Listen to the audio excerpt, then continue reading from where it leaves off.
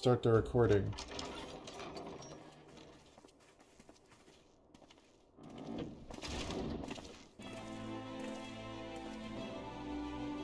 Thank you for coming. No thanks are necessary, General.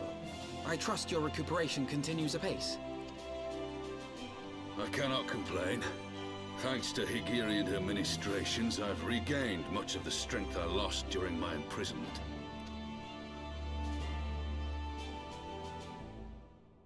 I gather you have made progress in the search for Her Grace. Aye, some good fortune at last. A few days past, Dulala informed us that a sizable shipment of alchemical supplies had been delivered to the palace.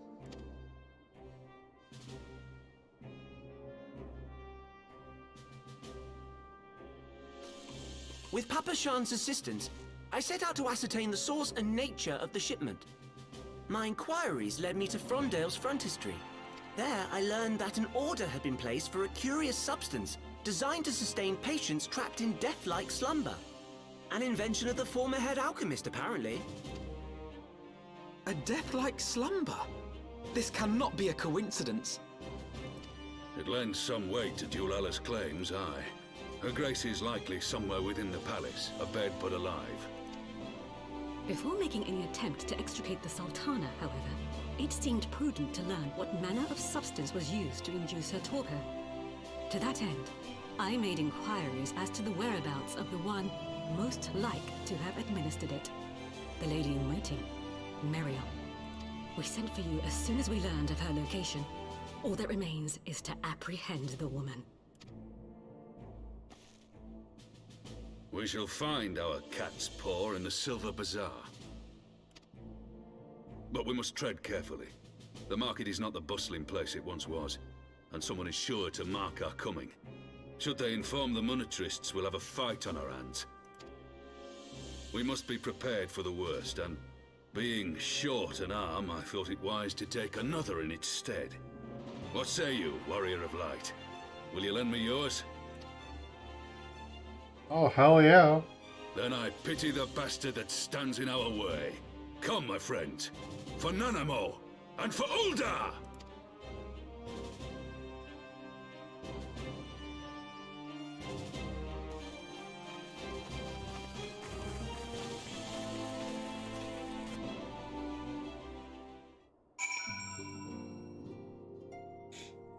So, I'm gonna say this right now. So, I don't have a problem with the fact that Nanamo's still alive. There's just, it's just wasted potential. Our target is Meriel, the Sultana's former lady-in-waiting, a woman of Midlander heritage. I am told the two of you have met. Our sources indicate that she left the palace shortly after the incident, and quietly rejoined the dwindling population of the Silver Bazaar. I suggest we begin by questioning the market's residents, and confirm that Meriel is still in hiding there.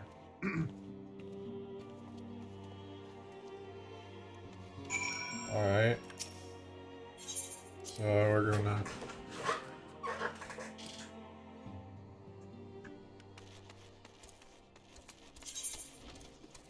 we gotta go all the way on the other side. Cool.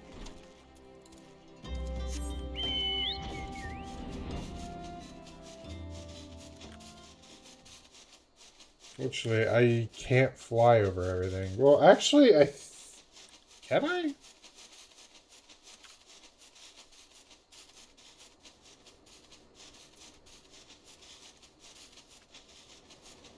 Oh, shit. Oh, would you look at that? I can.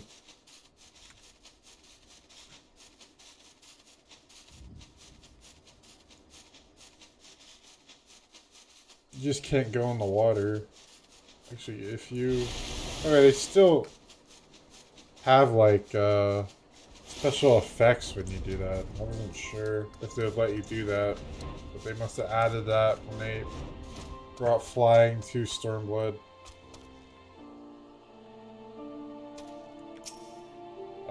Flying to Stormblood. When Stormblood brought flying around the board is more like what it is. What I'm talking about. Muriel? Aye, she's here. Left the city for good, she says. Barely leaves her house, though. Hmm? It's the closest one to the market entrance.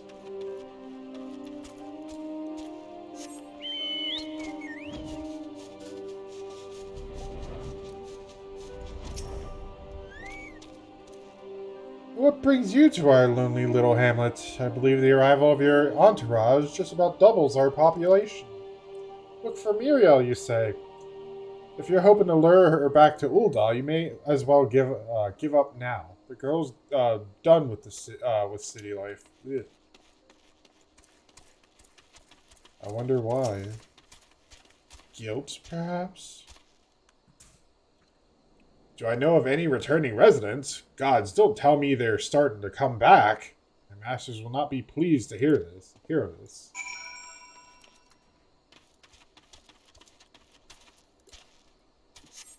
Well, why do you say that? I don't... What? Wouldn't you want a bustling population?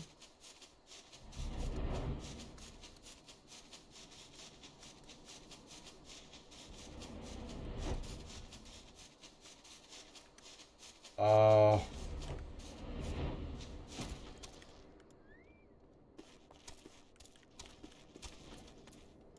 there it is.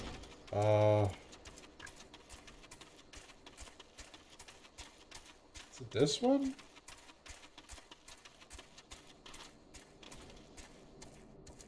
Oh.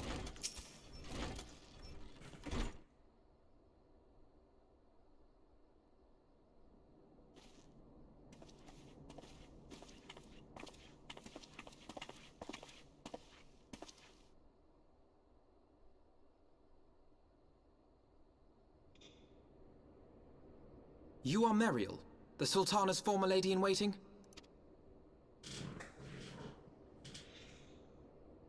I know no one of that name.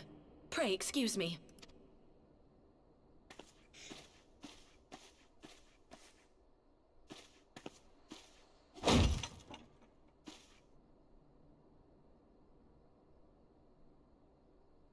General Alden!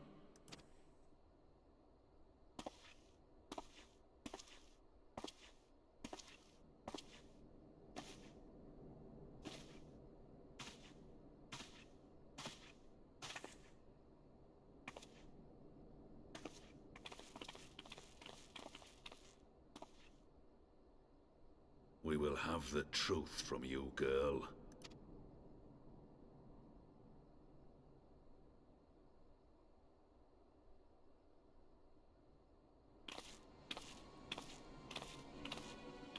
Mayhap it would be better coming from me.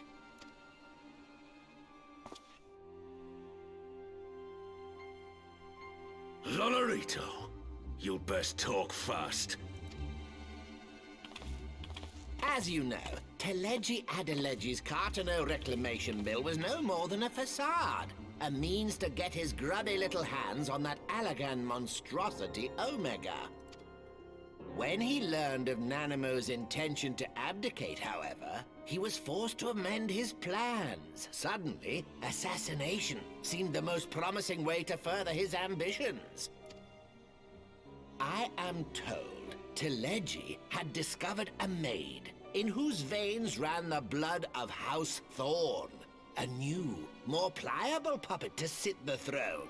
'Twould have caused an uproar, of course, but few could have contested her claim.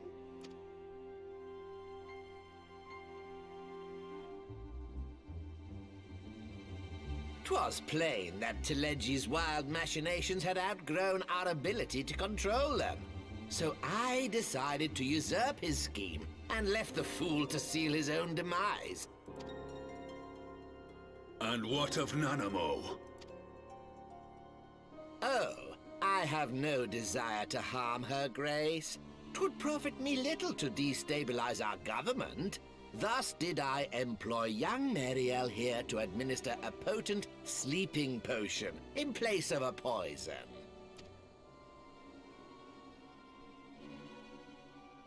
You should know, General, that your dear friend Ilberd was fully aware of my plan. I had him lie about the assassination as a means to prime your rage against Teleji. We weren't entirely sure how you would react, but things went rather better than expected. You conniving little worm! You had your claws in the Crystal Braves before their first recruit had sworn to serve!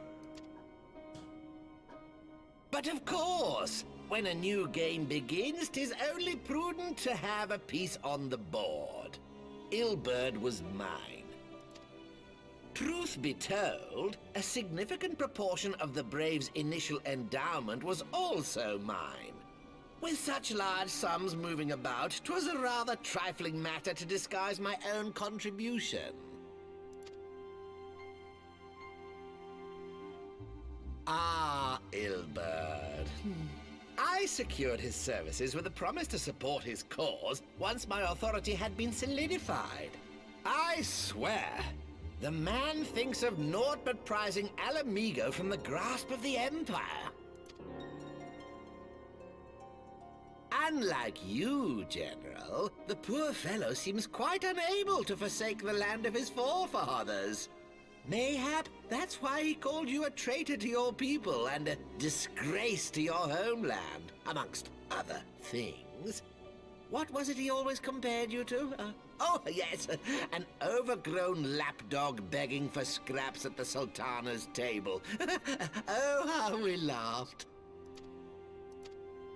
Alas, Ilberd's entertaining little outbursts eventually gave way to wearisome tirades, and the zealous brute became rather unruly. I had no wish to see you executed, you understand, but he would not take no for an answer.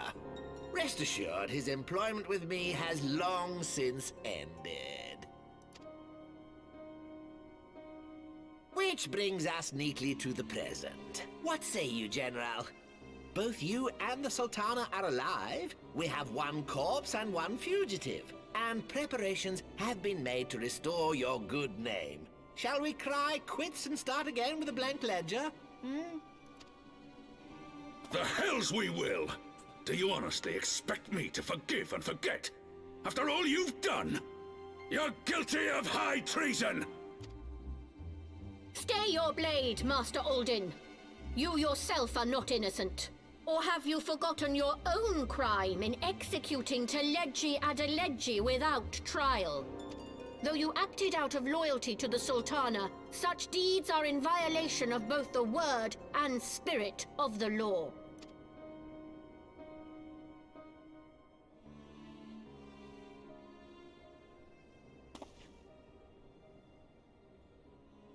If you would, Lord Lolorito?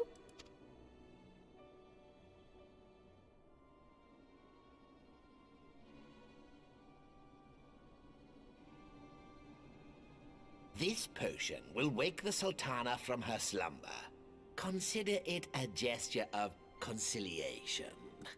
You will find her grace resting comfortably within her private chambers.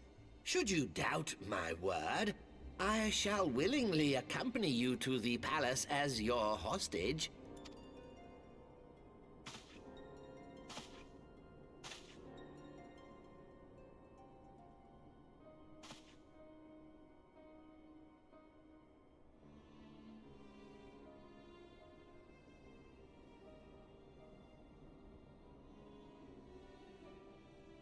I like not your motives, Lolorito.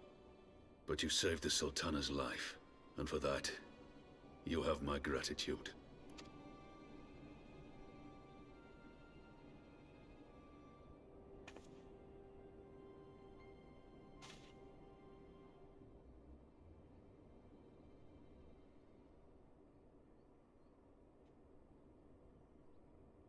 Rauban Aldin, you are hereby reinstated as General of the Immortal Flames.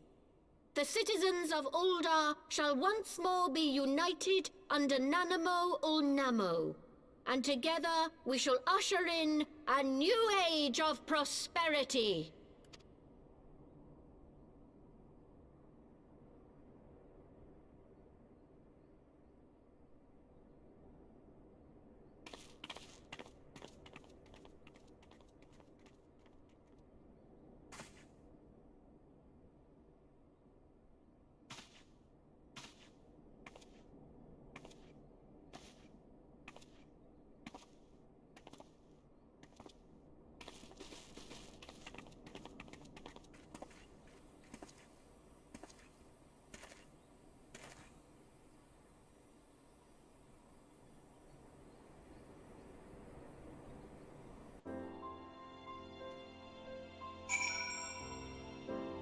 This whole sequence, I fucking hate it. I fucking hate it so much.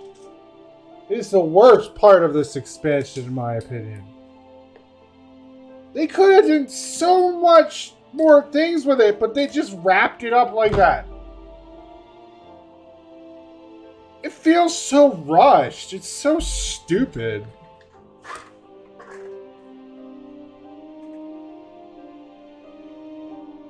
I fucking... yeah, there's no other way to really say it. It's so... you could have done so much. You could have... it's like, there's no problem with keeping Nanamo alive. No problem with that. But it's like, they could have done so much more things with... with Lolorito. But they didn't. It just kind of fucking disappears after this, pretty much. By the 12, I feared Lord Lolorito's arrival would herald another bloodbath. Little did I suspect that he of all people would gift us the means to rouse the Sultana.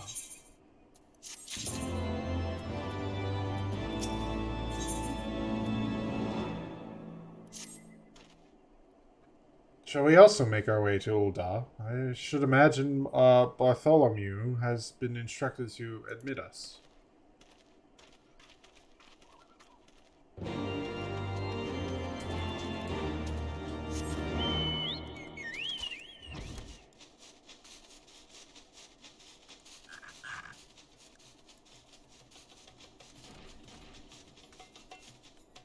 It also just leaves a bad taste in my mouth, because if you consider what the fuck happened to the Scions, it's like you get no apology from Lolorito at all from the Scions. I guess they're just you're supposed to assume that it was all Telegi's fault, but no, he had a hand in it. So his hands are not clean from that shit, and we get no apology from him whatsoever. It's just stupid. I hate it.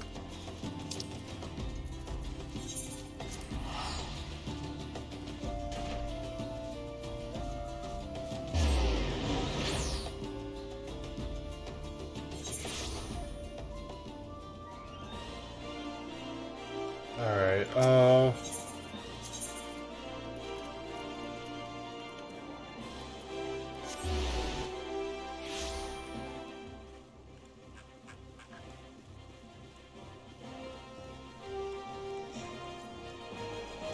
I don't know, to me it feels like they already had the story planned out and they didn't want to spend more time on like these plot points. And they're like, oh, you know what, screw it, we're just scrapping the whole fucking thing. And she's like, why? Why? It would have been like such a good like story to tell.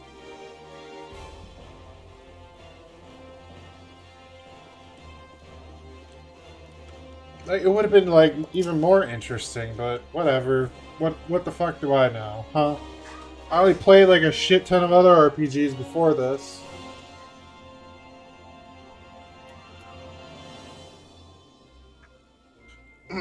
Flame General Raubon, noticed you might be coming. Please, this way, if you will.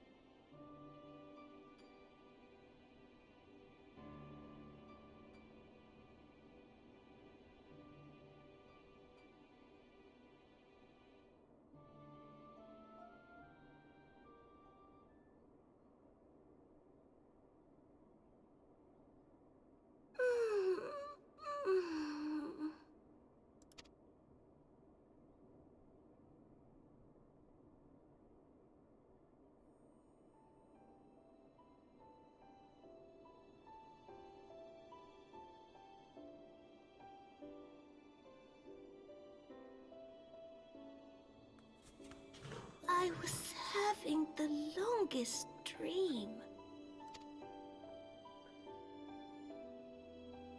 'Tis time to wake up, Your Grace. Another day begins in Thanalan, and the sun blazes bright upon the sands.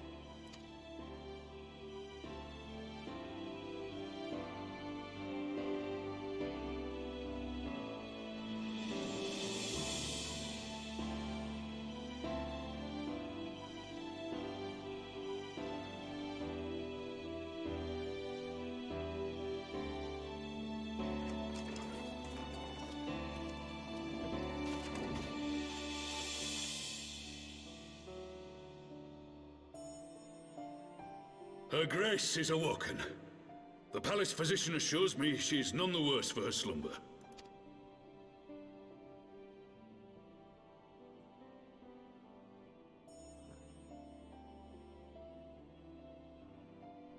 I believe Her Grace will soon resume her plans to place the government of Uldar into the hands of its citizens.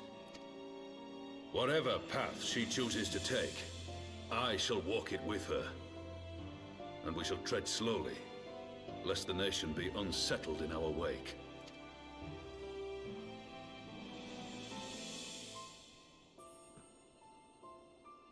Her Grace's compassion is a shining beacon to us all. But what our city truly thrives upon is competition. 'Tis in the struggle against our rivals that opportunities are seized and fortunes made. And with the Empire on the offensive once more, now would hardly seem the time to turn our system of government upon its head. Are you privy to new intelligence, my lord? I would hardly call it new. Remind me, what was the name of that enormous Imperial warship which met its end in Mordona? Oh, wait, I have it. The Agrias. Yes, well, 'twould appear that the Garleans have been hard at work on another such vessel. How close are they to completing this ship? Is it operational? Its maiden flight was a success, I hear. I should imagine Emperor Varys is eager to see how it performs in battle. My lords and ladies, I move that it is time to repair the damage caused by Teleji Adeleji and prepare our great nation to repel the Empire once more.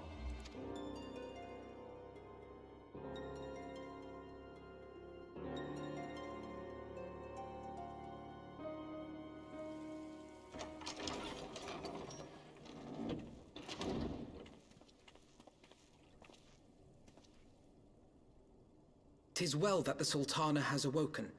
The Syndicate yet needs to put its house in order, but 'twould seem the worst of the confusion has passed. Uldar has taken control of its future, and I must do the same.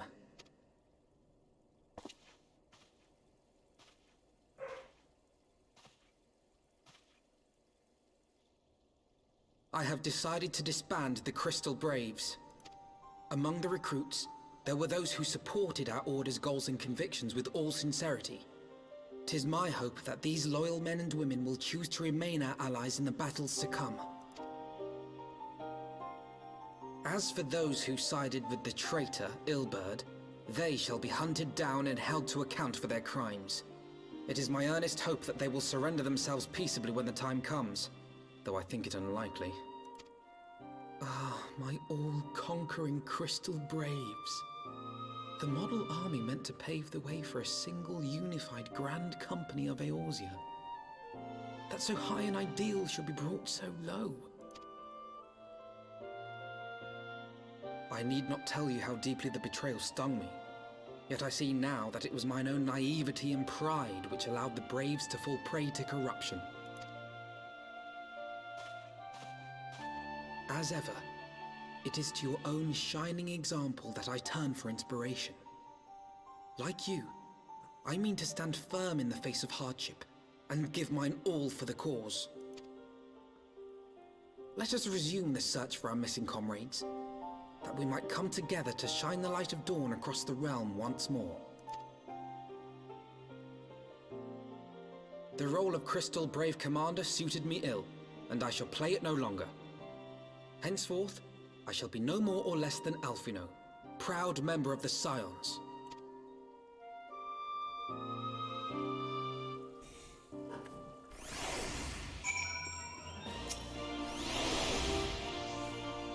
I blush to speak thus of mine inner turmoil. The fact remains, there is no woman alive in whom I would rather confide. Were it not for your shining example, I might never have emerged from beneath the pall of my despair.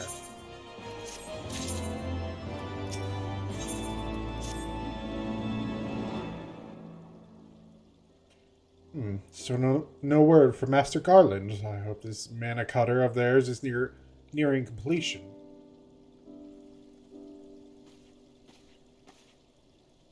I'm assured that Her Grace will make a full recovery. Aye, and Ul'dah too. Ul'dah too shall flourish once more. General Rauban and his colleagues have matters well in hand, I believe. Lady Yugiri, a question, if I may. I believe your people have been keeping a close eye on the Crystal Braves. Might you know how things stand at the Rising Stones? Oh yes, of course. You will be pleased to know that the third unit Braves abandoned Revenant's Toll when they learned of Captain Ilbert's defeat.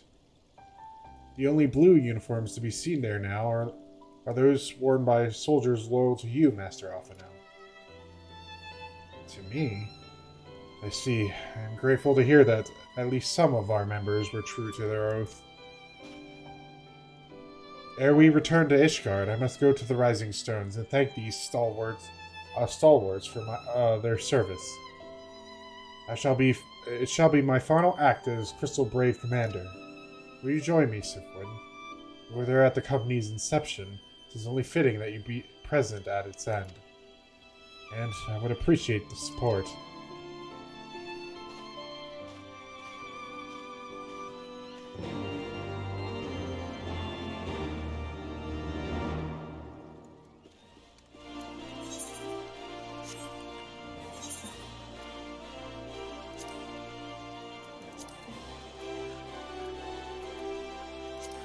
Alright, to Mordona we go.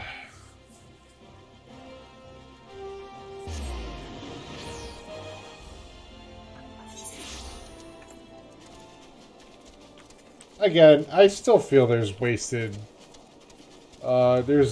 just wasted potential that could have been what could have been. They could have done like an entire story on the whole thing with Nanamo. Even like kept her alive and all of that, but they didn't.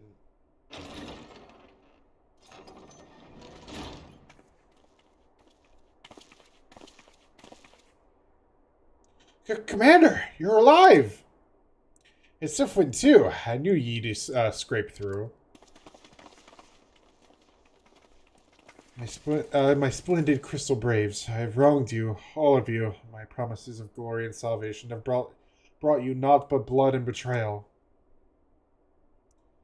Bah, you'll not hear us complaining. It was a sight messier than expected, aye. But we was still fighting for freedom and all. For the freedom of all. Just like we swore. Ain't that right, mates?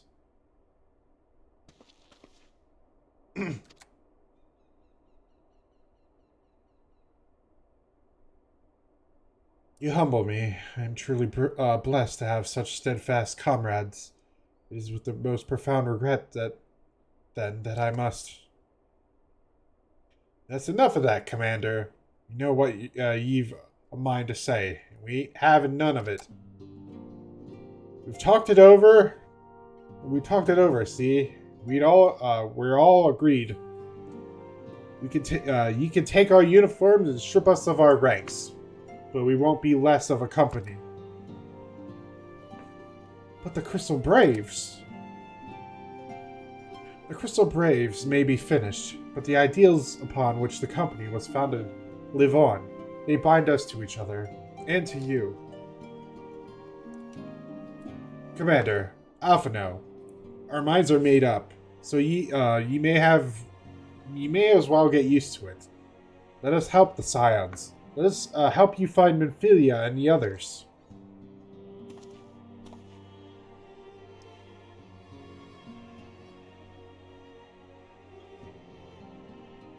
My friends, after all that has happened, I know not what to say.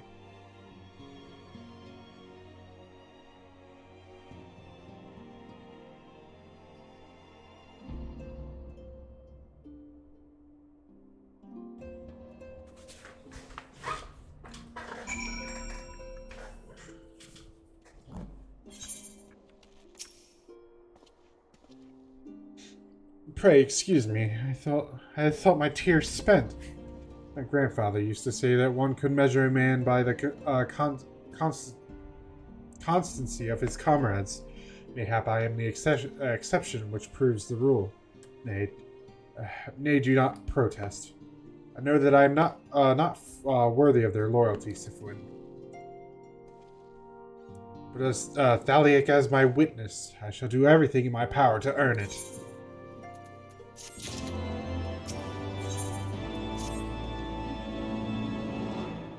I must speak of future plans with the remaining Braves.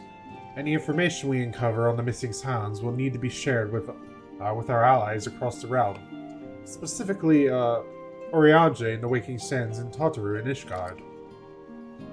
While we are organizing our various channels of communication, I would ask that you call upon Master Garland at the Manufactory. I will join you in Ishgard as soon as I am able. Alright, to Kurthis.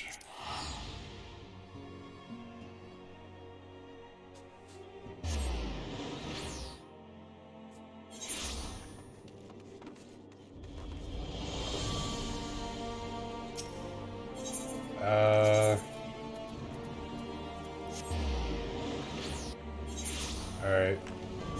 I didn't have the local map up, so I was like, oh, where are the teleport points?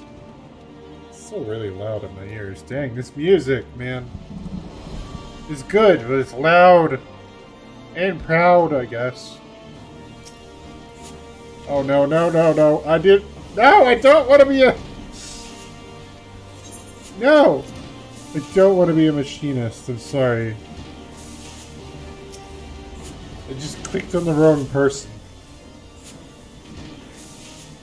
Syphuin, how in the seven hells do you do it? I was just about to send for you.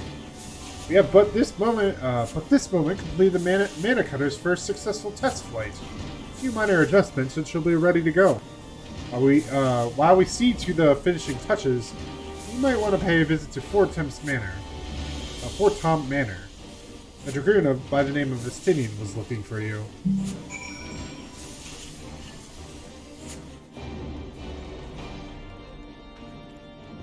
Alright.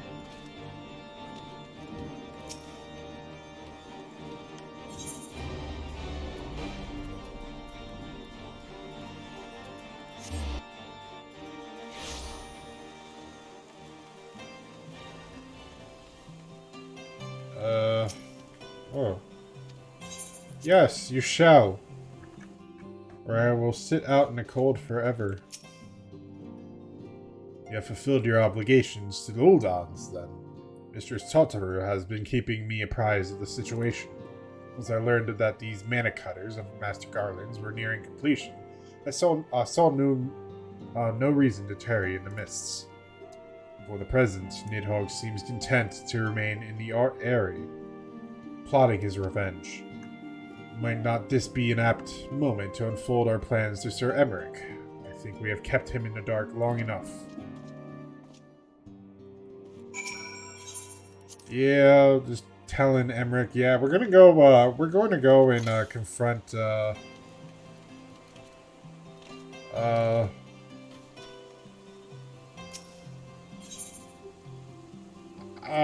fuck, I don't remember his name. God damn it. Ugh! Shit! How did I forget his name?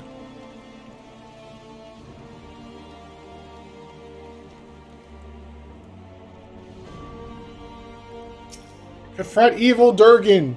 There. I don't fuck. Damn it! Really?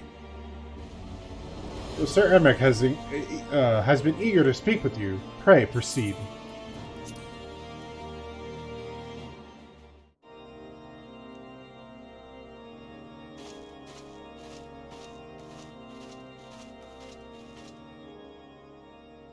Whoa! All stands ready, Lord Commander.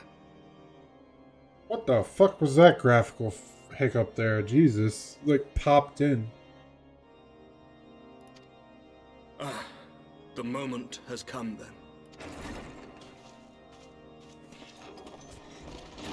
Pray excuse my lateness.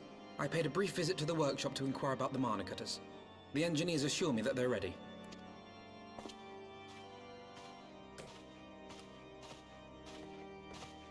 The area is now but a short flight away. Yet what a long and winding path we took to reach this point. Were it not for Master Alphino's proposal, we never would have attempted to parley with the dragons. Though our negotiations yielded little, our expedition with Lady Isar taught us much. You took an unimaginable risk. I could scarce believe the tale Estinian told. Aye. 'Tis true that many of our countrymen would sooner die than join hands with the heretic's mistress.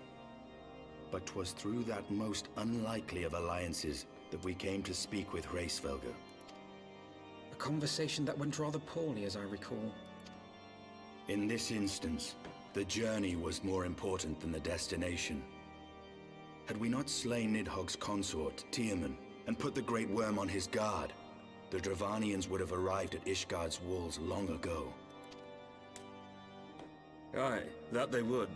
Full grateful am I for every hour of respite your actions have afforded us. Thanks to you, our defenses are much improved. 'Tis but a pity they won't be enough.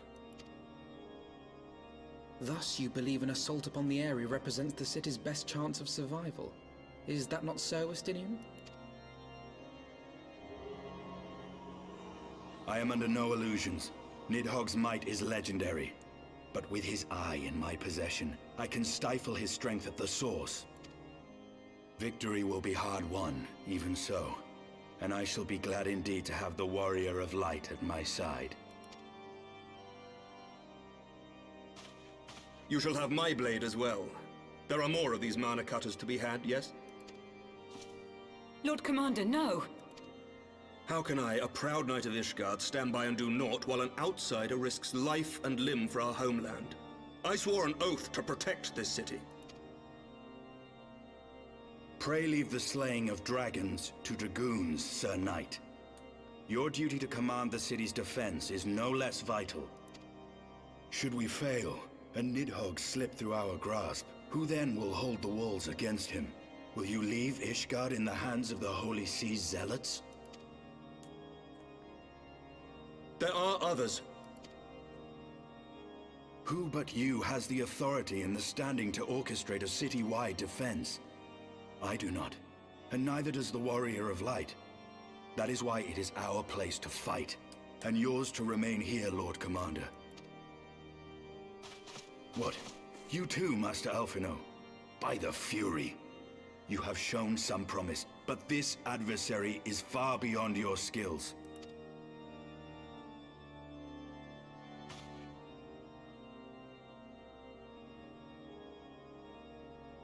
Your candor is appreciated, Sir Dragoon. I shall remain then and cheer you from afar. Well, my friend, 'twould seem I have discouraged the last of the volunteers, and claimed the task as ours alone.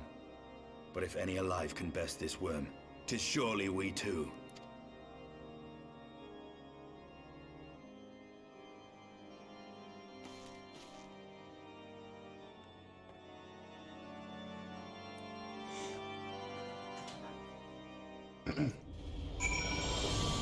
Yay, it's just me and Estinian.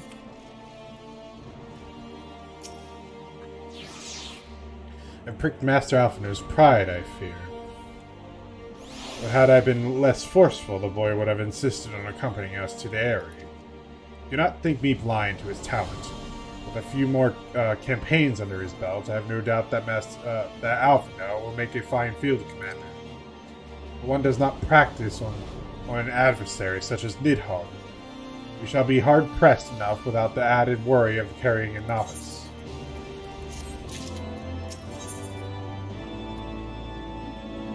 Oh, I get the mana cutter mount. You have tarried long enough. Let us call upon Master Garland and take possession of the mana cutters.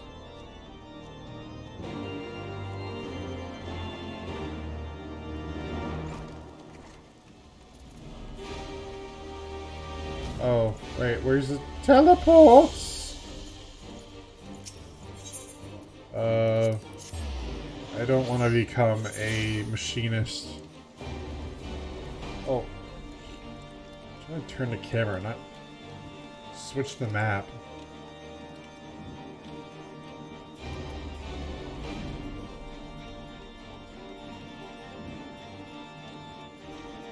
Oh wait, is it over here?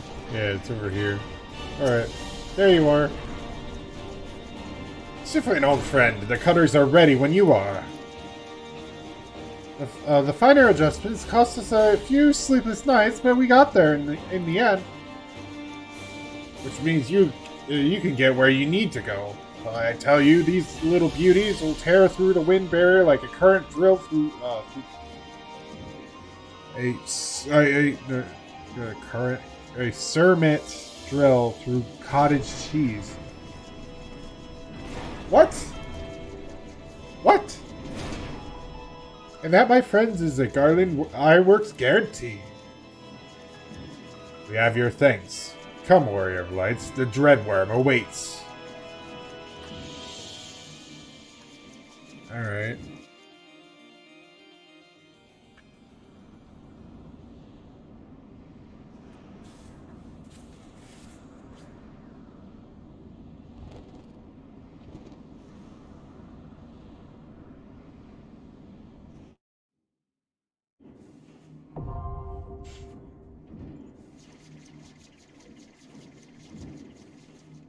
What? What was with that cutscene? What? Okay, what the hell? Who's the NPCs? Okay, Justinian and 2 temple people. Alright, let's go, I guess.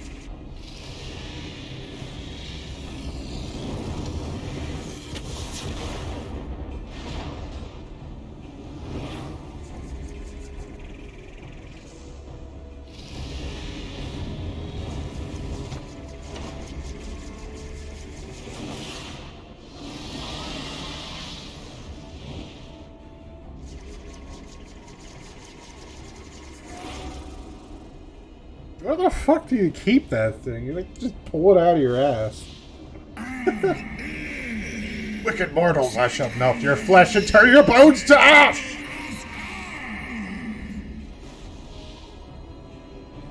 So I had to read it that fast, because you never know when it's gonna disappear off the screen.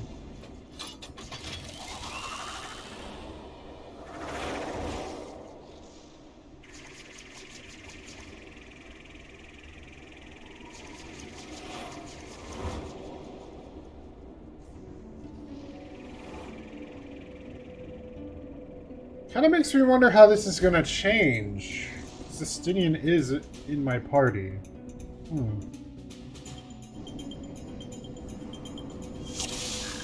So how the hell did they change this?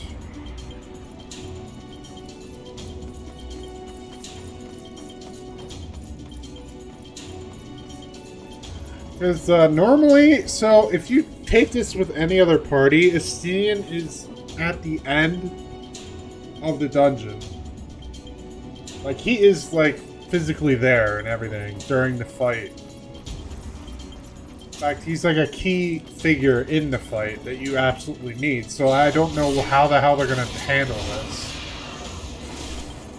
It would help if I had grit on.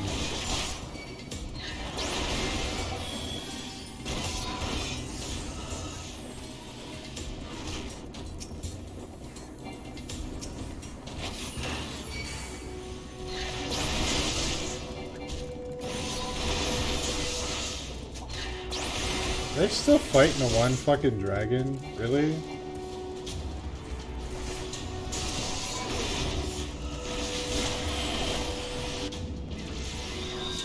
Alright, round 2, I guess.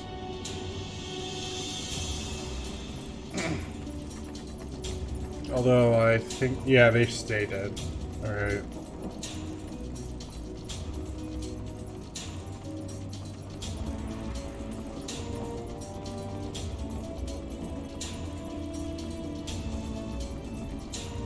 Even more screwed up if they actually didn't stay dead and they respawned.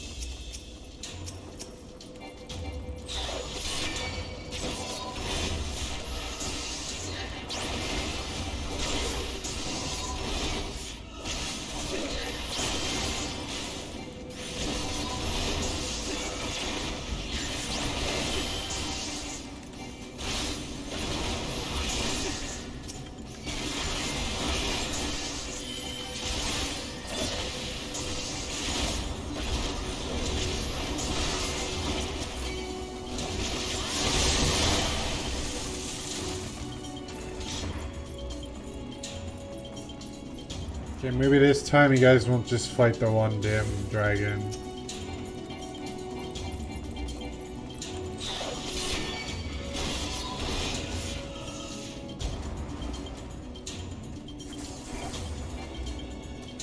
I wonder if they hit it too much that it ended up, Yes, that's exactly what freaking... well, I was gonna say, is that exactly what happened? Know your folly.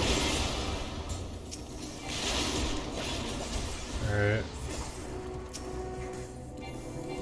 They're more spread out than I thought they would be.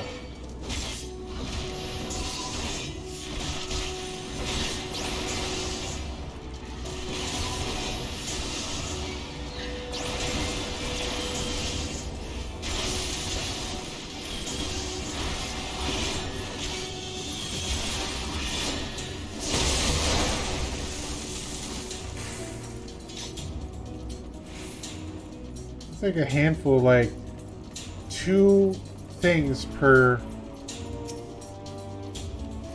Why does it seem like there's a lot less monsters along the way?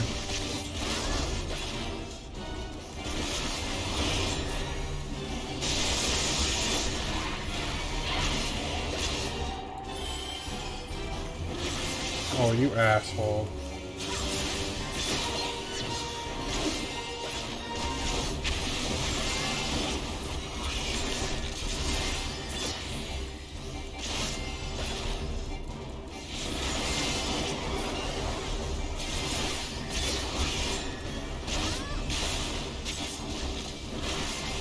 Alright, it's getting a refresher course on this shit. Wait, what's this? Oh, well, it's too late for that. Ow.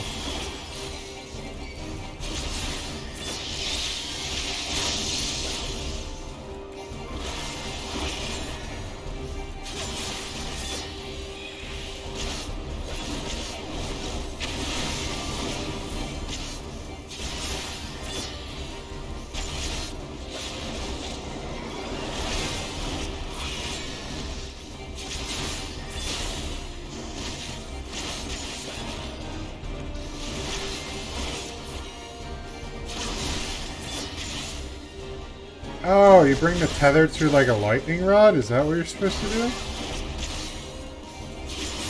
Alright.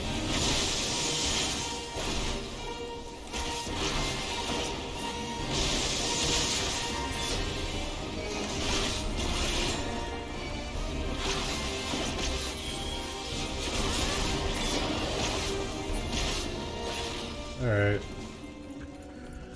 Look, man, some of these fucking strats, man, I just out DPS them normally with other people.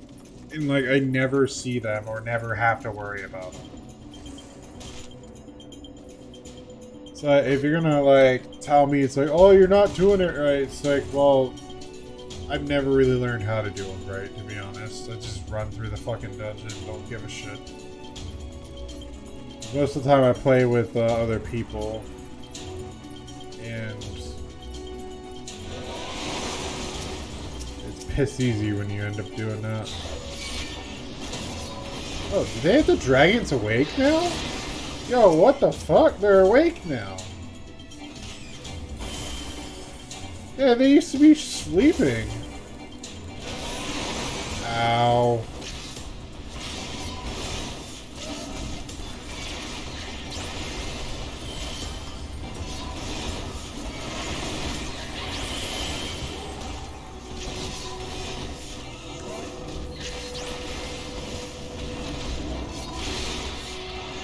Probably would have pulled more, but I don't have confidence in the NPCs.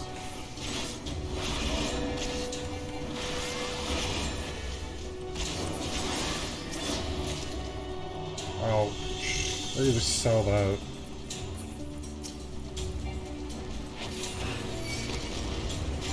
Oh yeah, maybe the next era. I know the next era does have a sleeping dragon. But I do remember the beginning dragon was sleeping, and the only way you would fight it is if you woke it up.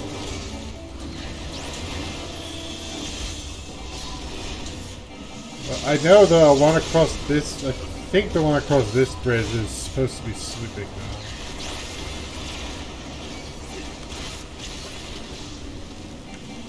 So we'll see. Doesn't seem like they changed a lot in the Heavensward dungeons. It seems like they made like minor adjustments or some shit. Oh yeah, the dragon's just awake. Alright. Yeah, they're all just awake now. Oh shit. That's gonna make this actually harder. Yeah, it's gonna make it harder to pull and shit. Yo, where the fuck are you? You guys are slow as fuck! I wasn't even sprinting!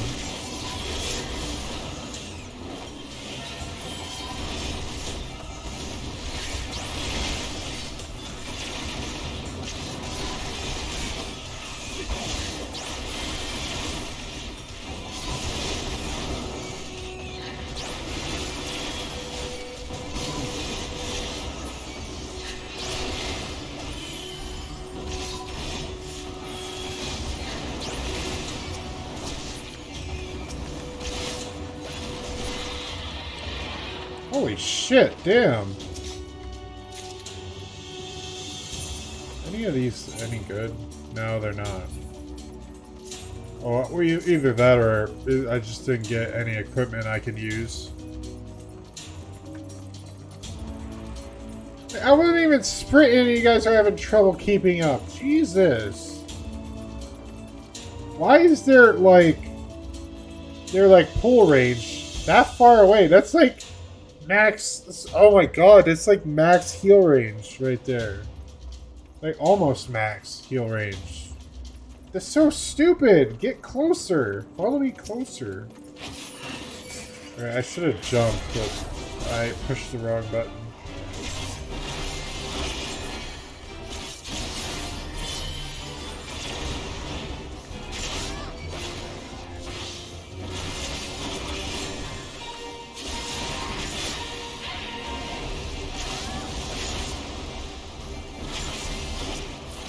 Yo, what the fuck is this shit? What the hell?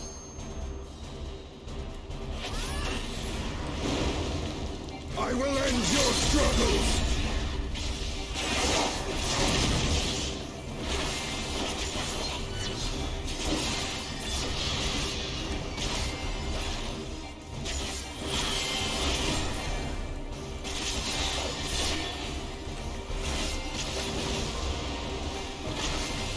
like a mist dragon or something?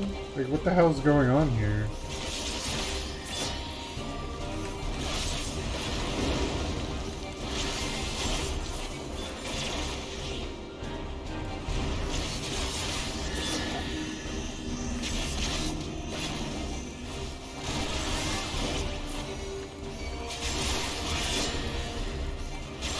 Taste my lungs!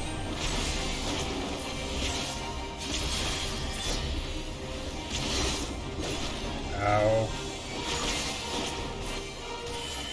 Oh, I used the wrong one. Oh, shit.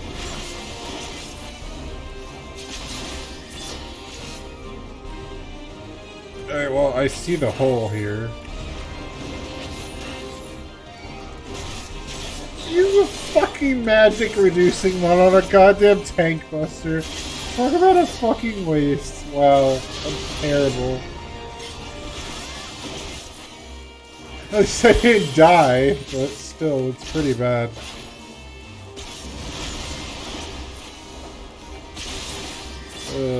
Shit.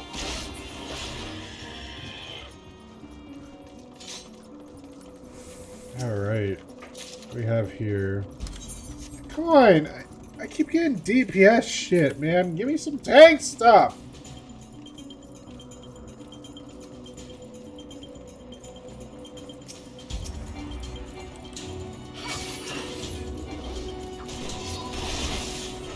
Oh, this is where I actually have to kill this small group for this stupid pillar to fall down.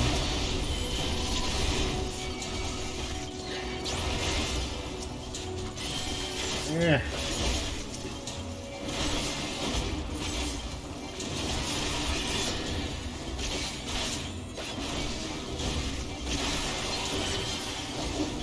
Know your folly.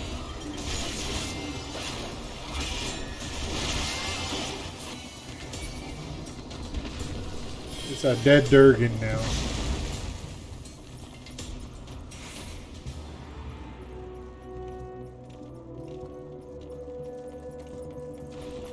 I think they went out of their way to, like, do new voice clips just for the battle stuff.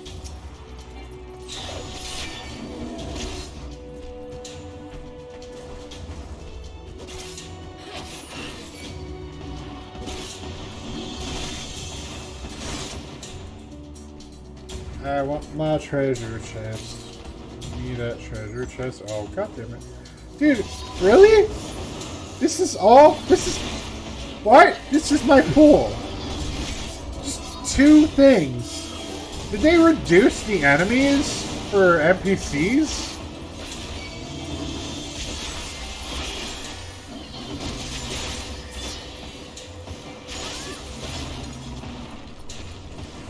Or they just reduce it in general? What the hell? It might just be that part, but, like, I feel like I'm not fighting as many monsters as I was.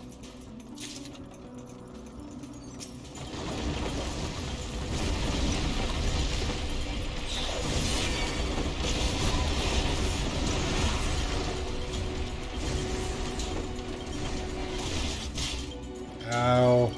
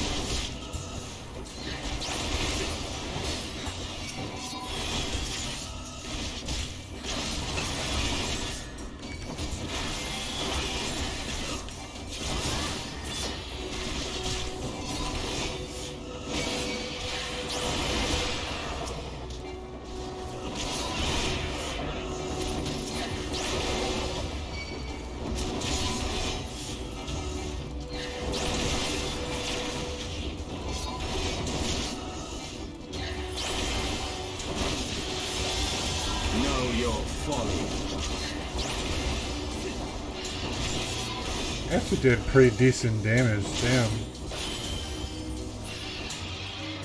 Oh shit. I think they get weaker though, the more they come or some shit.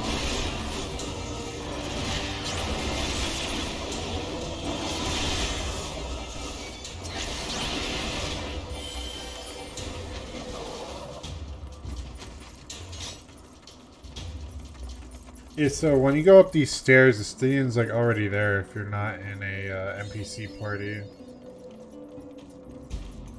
It's like right in front of Nidhogg.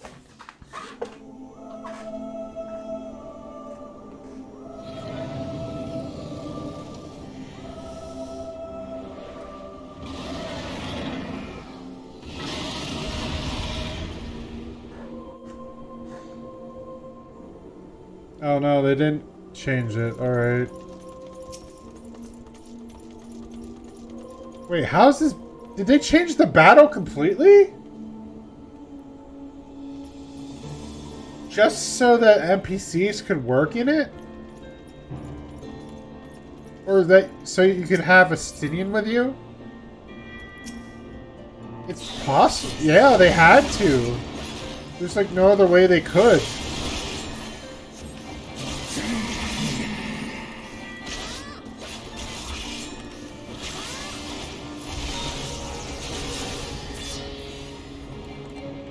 Oh god. Yeah, that is... Yeah, this is... What the fuck? This is completely different.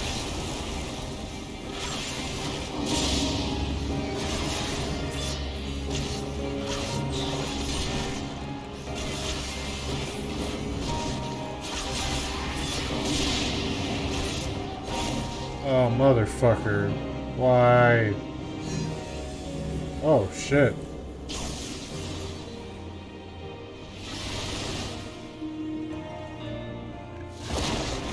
Oh, god damn you. Get out of here.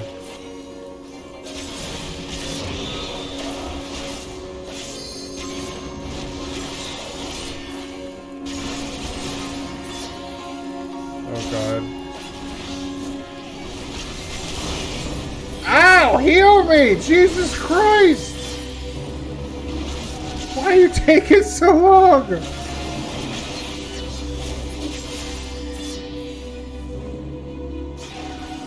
Oh. Oh, we got a fucking DPS check. Are you serious?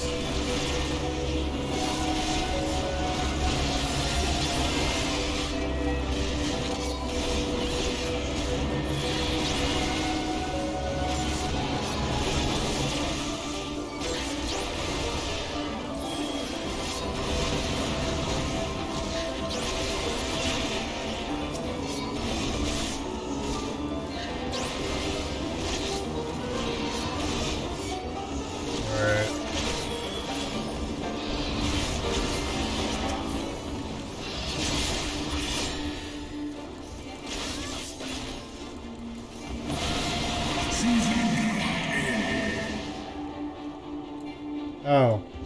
Alright, suddenly it just died at half health. What the fuck happened there?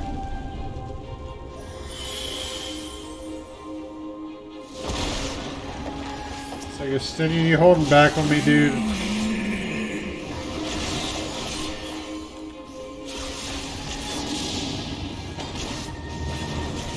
Know your folly.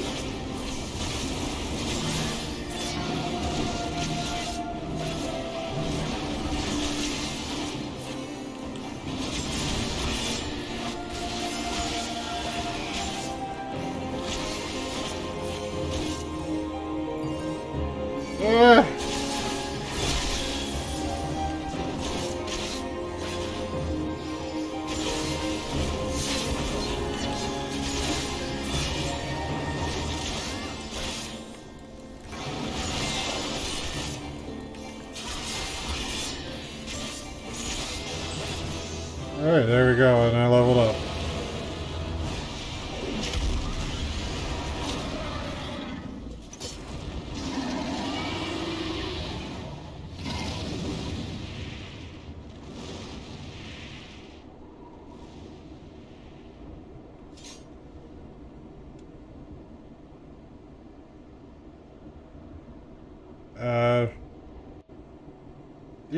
Get away. What the fuck happened there?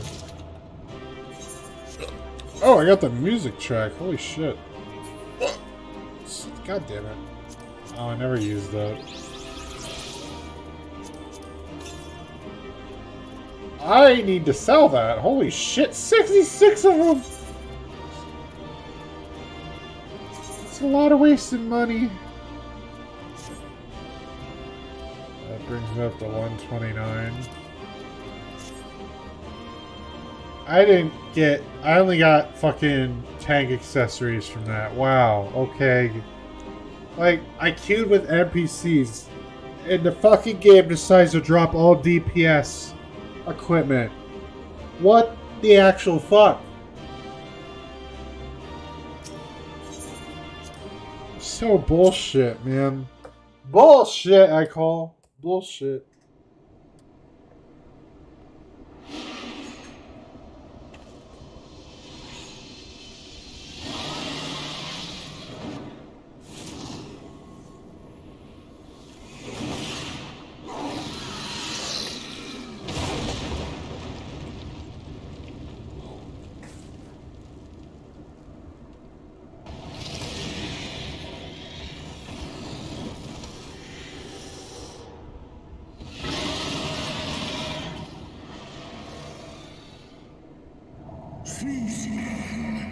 Thou wouldst use mine own eye against me?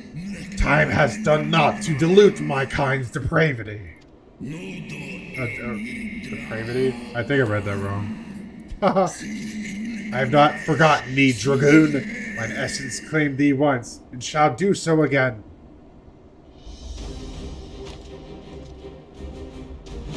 No worm! This ends here!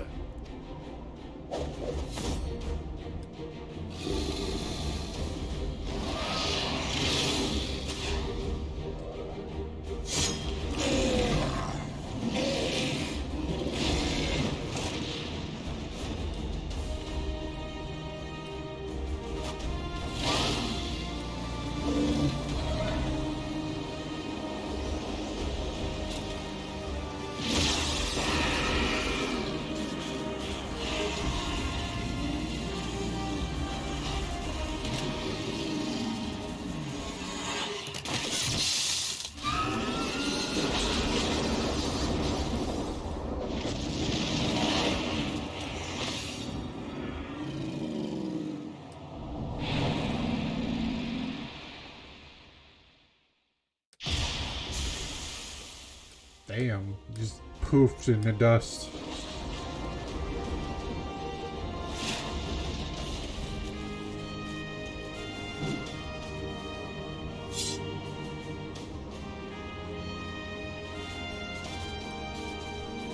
You gifted my people 1,000 years of suffering. Now I gift you an eternity in darkness.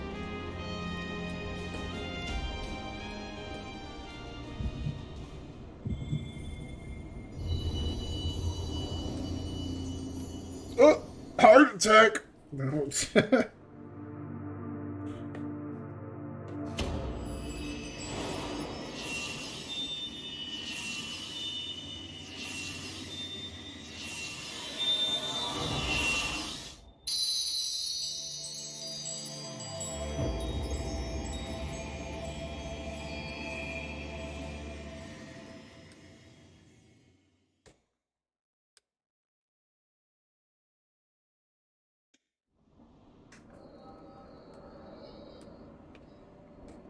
Oh.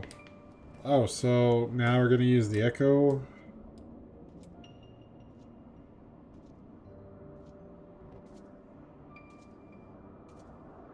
Or see a vision is more like it.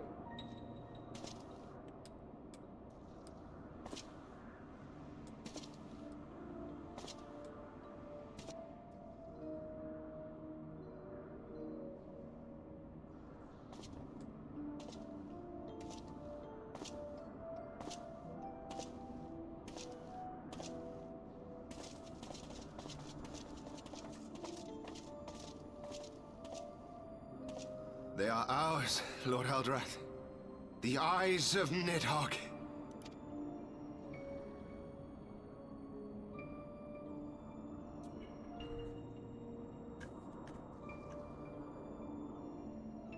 Aye. The worm lies broken and my father is avenged. With the wellspring of his vitality thus denied him, Nidhogg shall not linger long in this world. But behold the terrible price we have paid. My sire is dead. So many brother knights slain. We traded our honor for the strength which now courses in our veins. And still we are forced to make such sacrifice. But not in vain, my lord. Hraesvelgr is the only great worm left in Dravania, and he dares not leave his lair. With Nidhogg's eyes in your possession, who now can challenge the might of Ishgard, ascend the throne, and take your rightful place as the ruler of our people?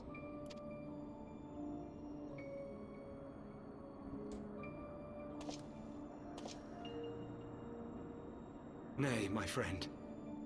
I must forsake the mantle of king. Though Nidhogg be defeated, his wormling horde yet darkens the skies with wings beyond counting. As one who partook of Ratatoska's strength, it shall be my penance to bear a knight's arms until death grants me leave to retire. When that day comes, no prince shall perish, but a hell's-bound hunter of dragons. But Lord Haldreth, what then shall become of the royal line? Think of your people, my lord. Without a king, who will the common man turn to in his hour of need? How will he find his way without your benevolent hand to guide him? I thank you, Sir Flavian and Sir Silvertrill, for dispelling my remaining doubts. With men of such wisdom and compassion in service to the realm, 'tis plain that Ishgard has no need of a king. But if you must bow to the demands of tradition, you need look no further than yourselves for one worthy to wear the crown.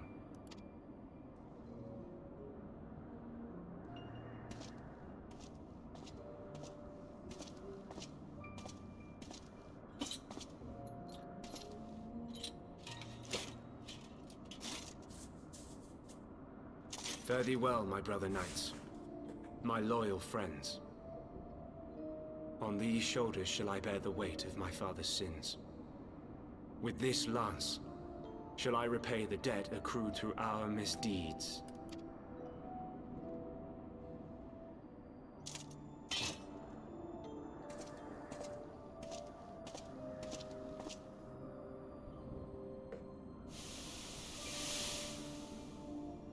What cruel jest has fate played upon us? Have we seized this desperate victory, only to lose a king? We can but act as our lord has bid. We few who remain must divide between us the rulership of Ishgard and her people.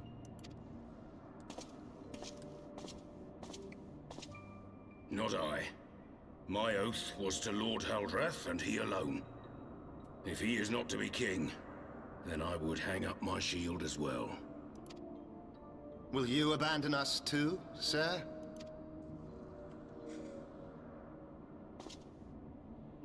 I would wash my hands of blood and betrayal, and take up an honest trade. Mayhap I shall serve ale instead of sharpened steel.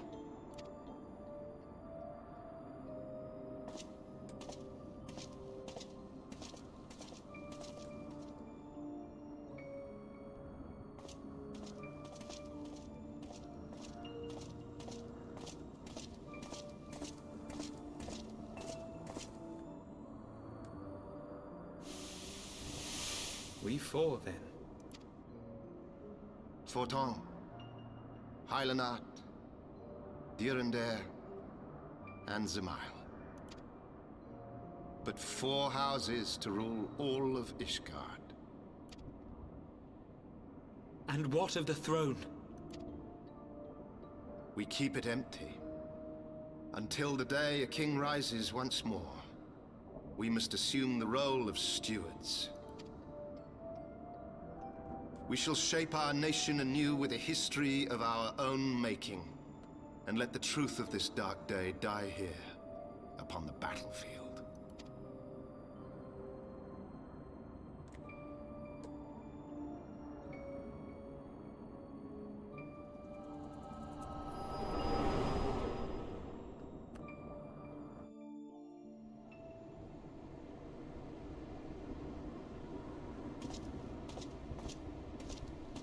What ails you, friend? Are you wounded?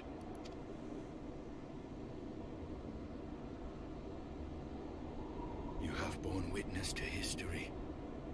To the culmination of the first battle with Nidhogg. The legend of Ishgard's founding tells that our ancestors were led to the land of Kurthus by the valiant King Thordan. In the midst of their journey, they came to a wide chasm, where they were set upon by a great worm, Nidhogg. A furious battle then ensued, with Thordan leading the van. Though the brave king was slain defending his people, his son, Haldrath, the first Azure Dragoon, fought on undaunted.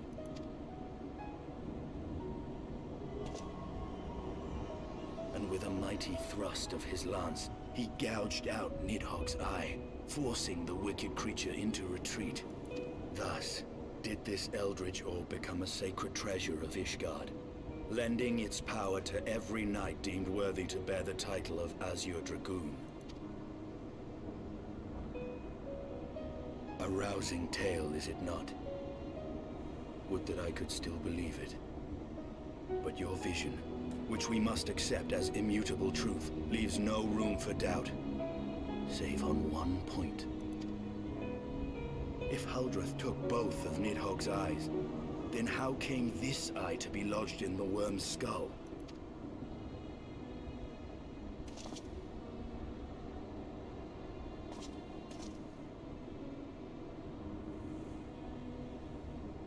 Beneath every answer we unearth, another question lies buried.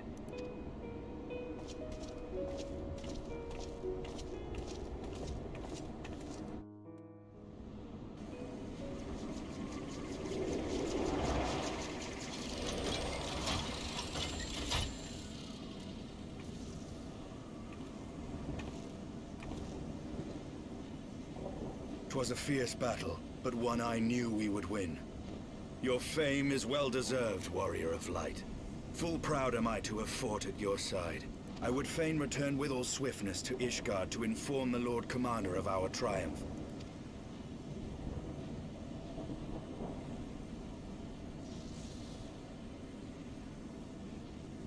But we must first have words with Hraesvelgr. There are parts of this tale that the worm has kept from us, and I would know wherefore.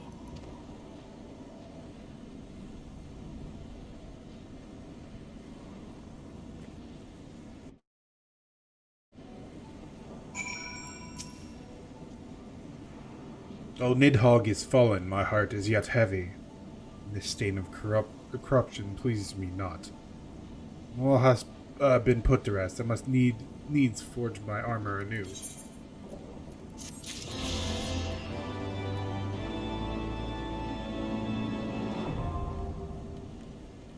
Yay, I can fly here now. Yay.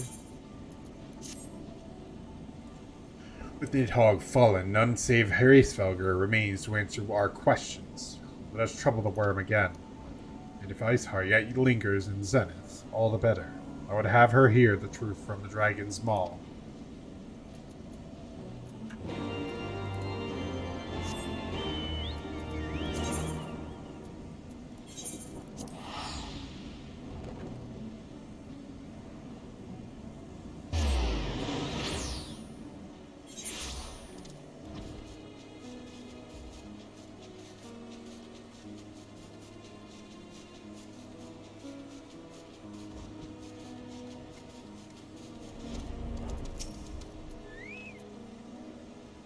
It was you, was it not? The furious screams of the dragons carried far. You have slain Nidhogg. What more could you desire from this place? Will you not allow Hraesvelgr to mourn the death of his kin in peace? Spare us your sanctimonious judgment, Ice Maiden. We have a gift for the Great Worm, and a mystery that can no longer lie buried. Lady Iceheart, the Dragon Song War has all but consumed your life and claimed many of your followers. It is time you learn the truth of its beginning, the whole truth, that we may at last bring this bitter conflict to an end. Sound the horn, warrior of light.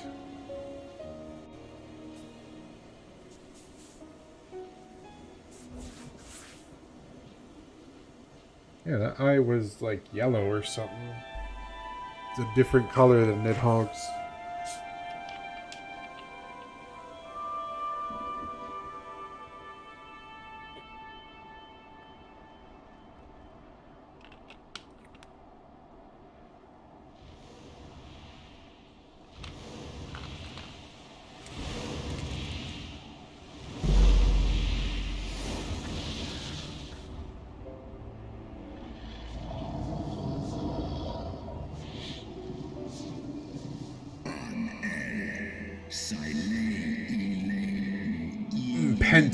Penitent mortals ever seeking to bury old wrongs under new.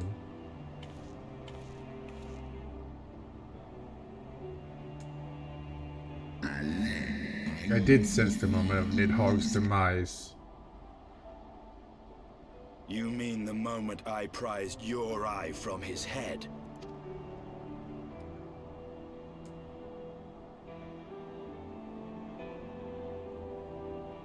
It would seem thou hast uncovered my secrets. Aye, unto the blinded Nidhogg did I yield half of my strength.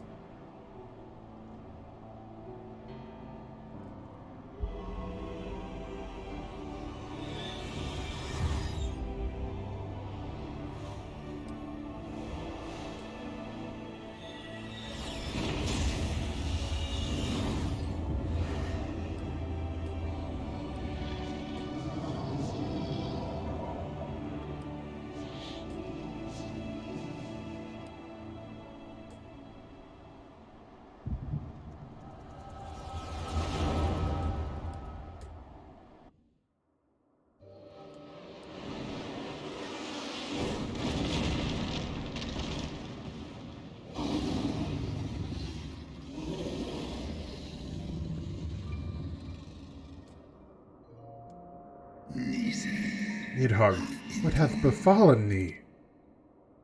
We are undone by covetous mortals. They did take Ratosker's eyes and glut their appetites upon her essence. She is slain then? What madness hath made our peaceful accord? Did I not warn thee, brood brother? They have ever been untrustworthy creatures, these short-lived Elezen.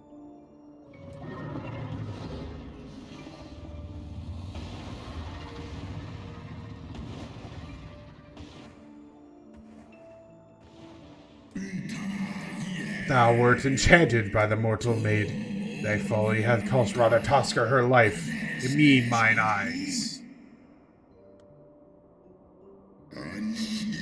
Oh, my beloved Shiva, how swiftly are thy kin made bestial by their appetites. Hraesvelgar, it was thy blindness that did invite disaster into our lands. Surrender thee an eye to me, and let that be thy penance. Nidhogg. They bested me once, but I was reckless. I shall need but a single eye to inflict enduring torment upon these traitors and every child of their line. Yield to me thy strength, brood brother!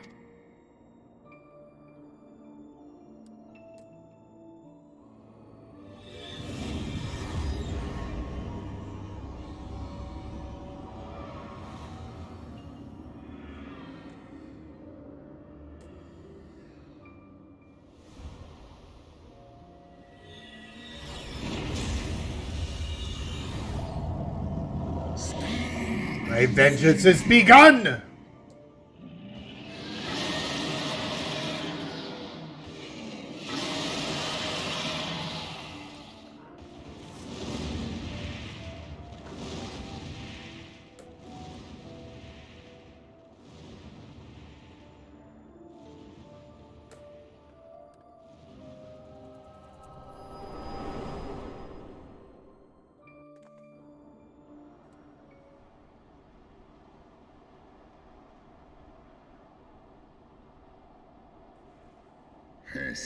Thou hast borne witness to the scene from my past.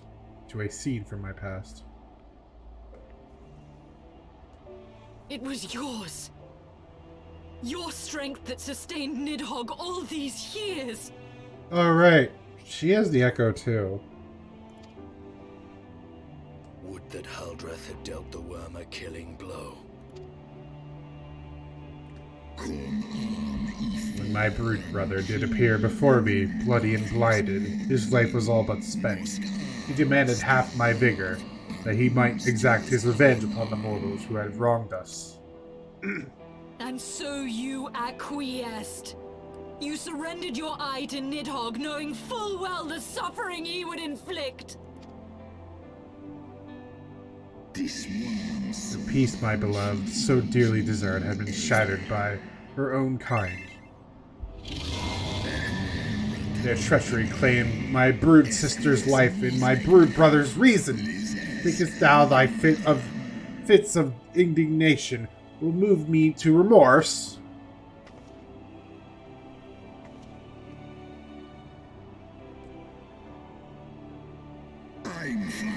Go, mortals. Take your unruly passions and leave this place. Your presence here spelleth naught but misery.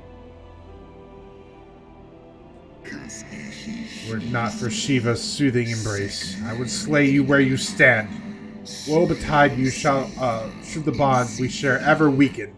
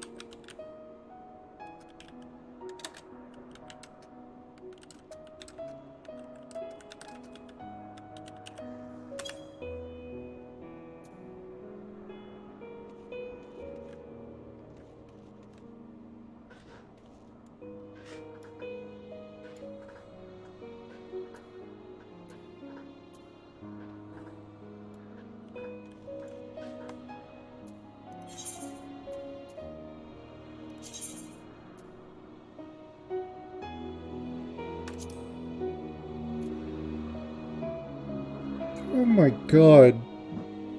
I'm not going back! It's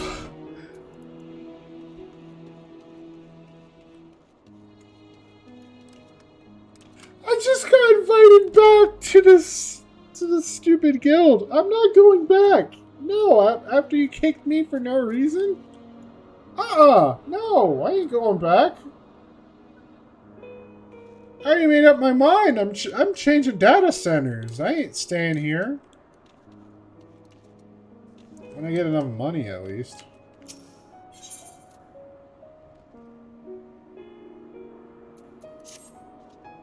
Alright.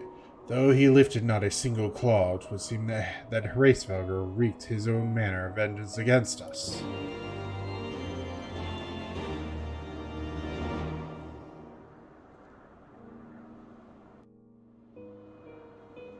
'Twas my life's goal to slay Nidhogg, but I find there is little joy to be had in its accomplishment.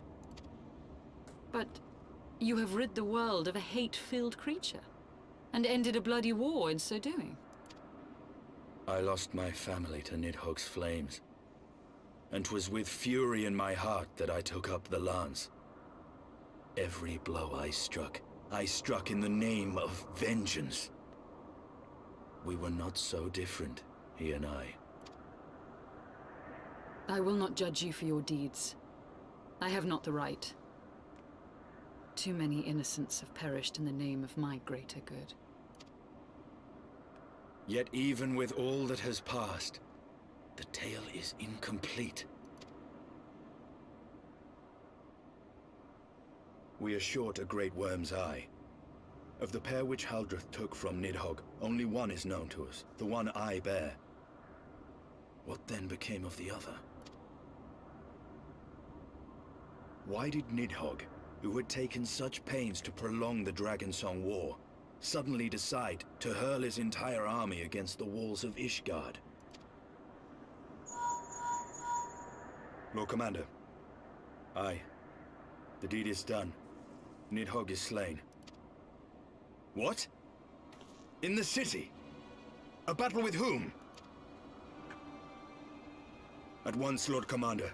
Hold firm till our return. Fighting has broken out in the city. Lord Emmerich was sparse with the particulars, but it seems some commoners threw open the gates to a force of heretics. I gave no order to attack. Are we to mark the end of the Dragonsong War by spilling the blood of our own? Mayhap Hraesvelgr was right about us. Let us away, Warrior of Light. The people must be saved from themselves. Wait! I would join you! There has been enough violence. I will appeal to my people in the city and make them see reason.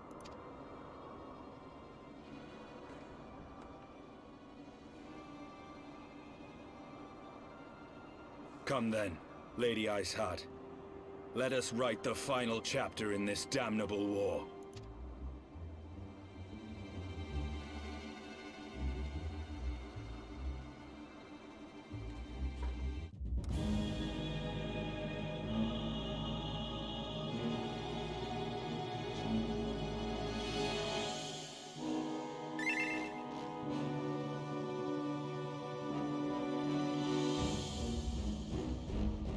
A small army of heretics has invaded the city, Your Eminence. But there is no cause for concern. A sizable contingent of our soldiers is already in place to repel the Dravanian assault, and the intruders will soon find themselves outnumbered and outmatched. Our plans proceed apace, then? Yes, Your Eminence. This unrest shall serve to feed the people's fear of the heretics and the dragons both.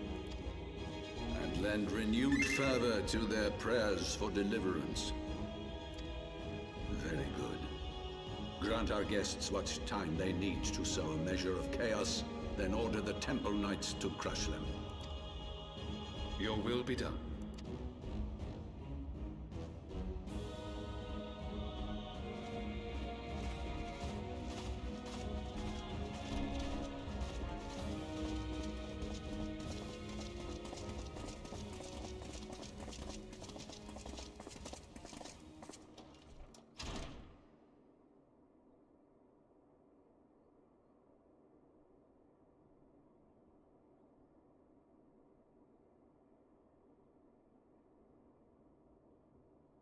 The moment is at hand.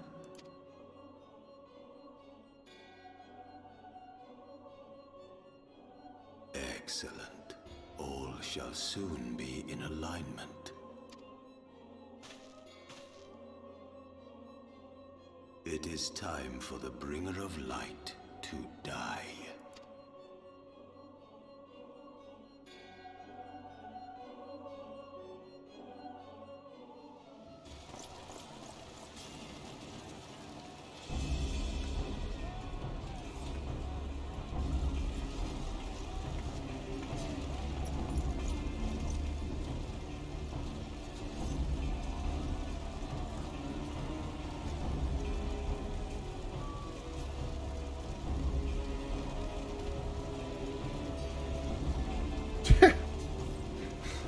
Harsh Fun's like, what? What's going on?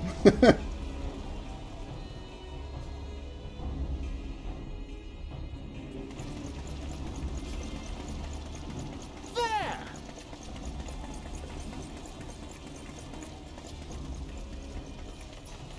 Comrades! Sheathe your swords! There is no need for further bloodshed! My lady! She is come!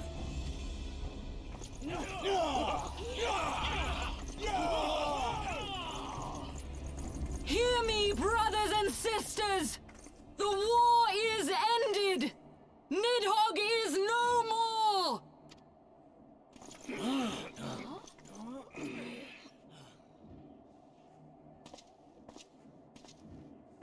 Aye, it is so! This adventurer and the Azure Dragoon laid the Great Worm low!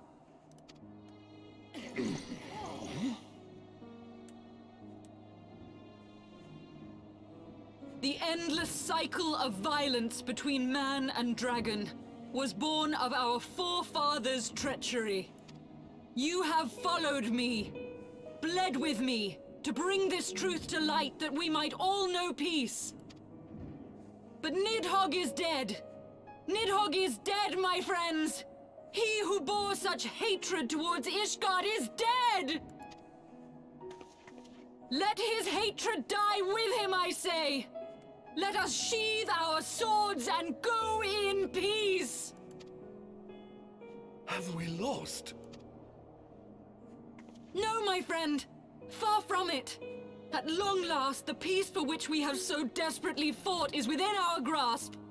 And I, for one, would not forsake it.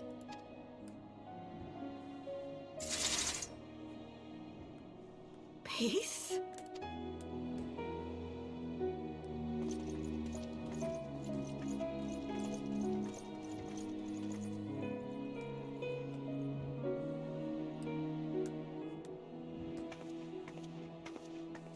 Seize the witch! Let none escape!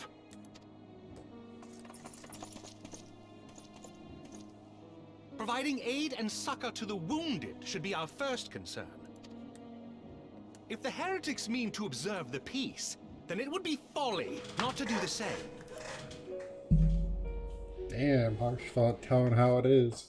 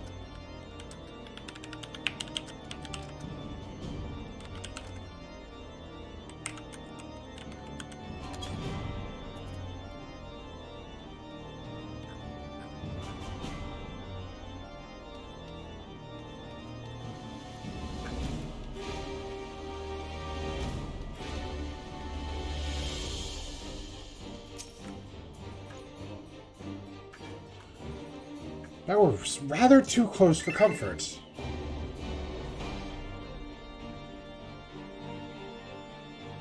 That was rather too close for comfort, but seeing that calm is returning to the streets. My mind, however, yet clamors with 1,000 questions.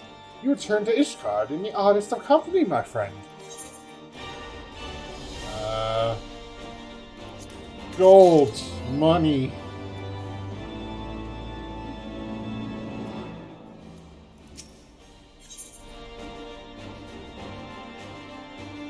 Alright.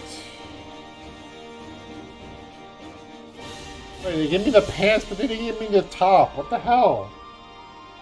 That's annoying. That, my friends, was rather too close for comfort. Praise Halone that things did not end in bloodshed. I confess I was a little more...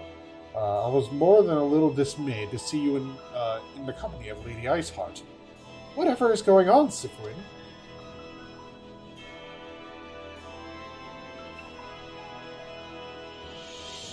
Beg pardon? You traveled to the Turning Mist together, along with the Stydian.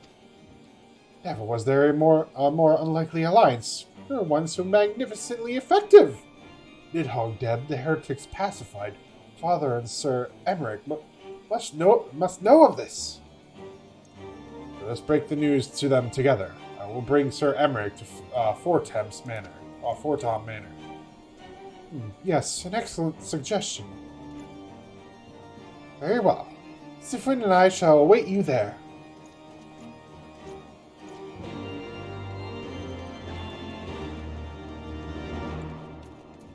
Alright, to Fortham Manor! I think I'm gonna wait till I reach level 60 to do the rest of my quests. My, job quest, that is. Where is it again? Oh, it's right here. The last vigil.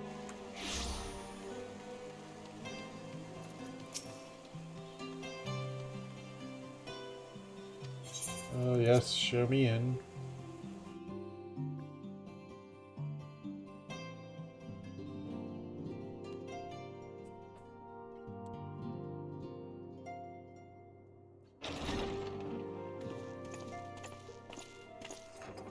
Praise Halone, you are safe.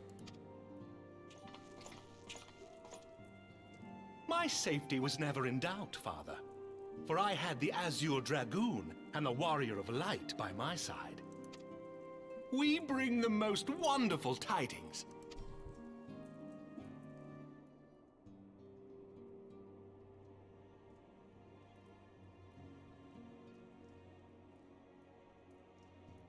The infamous Lady Iceheart, here in Ishgard? This is most unexpected. She has done much to quell the violence. The Inquisition may not approve, but we are glad of her presence. And with the Great Worm's demise, even our nation's more reactionary elements will have scant grounds to press for her immediate impeachment. My thoughts exactly. What of the truth revealed to us by Hraesvelgr? That the origins of the Dragonsong War, a core tenet of Ishgardian faith, are quite unlike those depicted in the scriptures. That men and dragons once lived together in harmony, and that it was man's treachery which shattered the peace and plunged our peoples into war. The same scripture also describes the origins of the High Houses. Were it exposed as false, the legitimacy of our rule would be called into question. If both Highborn and Lowborn can trace their ancestry to Thordan and his knights, 12. But a single sip of dragon's blood is required to confirm their lineage. If the Holy See knew of this and chose to remain silent, their crimes are grievous indeed. Regardless, this state of affairs cannot be allowed to continue.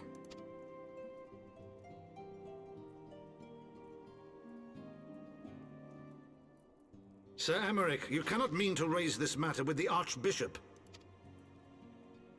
Pray consider what you are proposing. If the Holy See chose to conceal the truth for centuries, what reason would they have to reveal it now?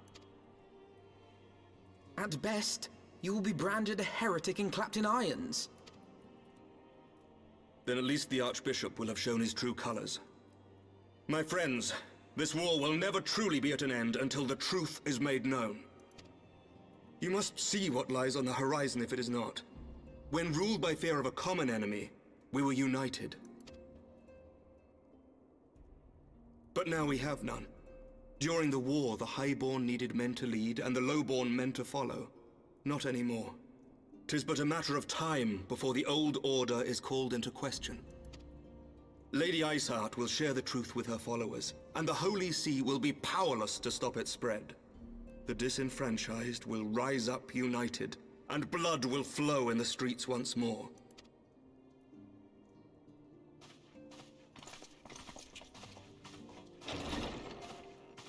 A divided Ishgard will not survive. Tread carefully, Lord Commander.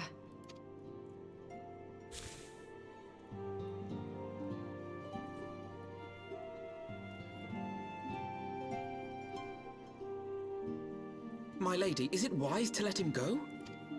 I sympathize with the Lord Commander's desire for reform, but to approach the Archbishop in this manner bespeaks an idealism to which I did not think Sir Emmerich prone. Though he comports himself as a realist, he has long dreamt of reform. 'Twas that idealism which first drew me to him. That which made me swear an oath to serve. We must not think of ways to hinder his cause, but rather ways to aid it. Even should the Holy See cry heresy. You cannot mean... If the Lord Commander does not return from the vault at the appointed hour, I mean to go and fetch him. Have care, my lady. Your words border on treason. Should they reach the wrong ears, you will be declared an enemy of Ishgard. That is a risk I am willing to take. Lest you forget, my lord, I am not born of this land. My loyalty is to the Lord Commander alone, but I speak only of what may come to pass. If the rumors regarding his heritage are to be believed, we have naught to fear.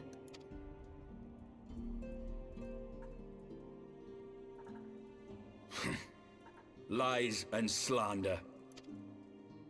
Forgive me, what rumors are these? That Sir Emeric is the Archbishop's bastard son. Senior clergy are not permitted to marry and sire children. But even the holiest among us are not immune to temptation. I labour to believe it. Sir Emeric is truly the Archbishop's son. He has never been publicly acknowledged as such. But the rumors have plagued him since childhood. That he rose to his current position, despite being despised as a bastard and accused of profiting from his father's influence, bespeaks the quality of his character. It is my hope that on this occasion, the burden of his birth will work in his favor. Should our worst fears be realized, the Archbishop will not be so quick to execute his own flesh and blood, affording us time to mount a rescue. Bastard or trueborn, he is our nation's best hope. If the Holy See dares to threaten him, I shall lead the charge against the Vault myself.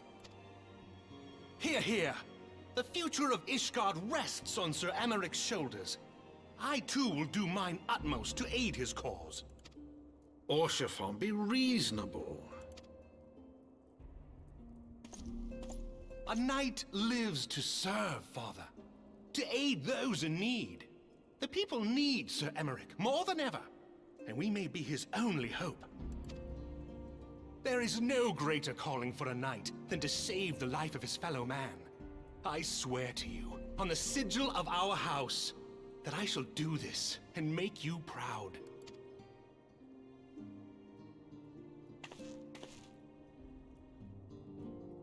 Even you?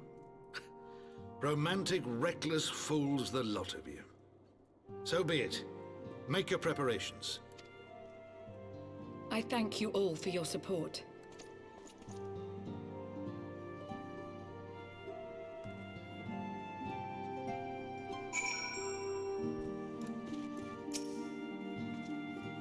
Though your assistance is most welcome, I fear it will not be enough. Few as we are, we still struggle to reach the Lord Commander. If we are to succeed, we must needs recruit others to our cause.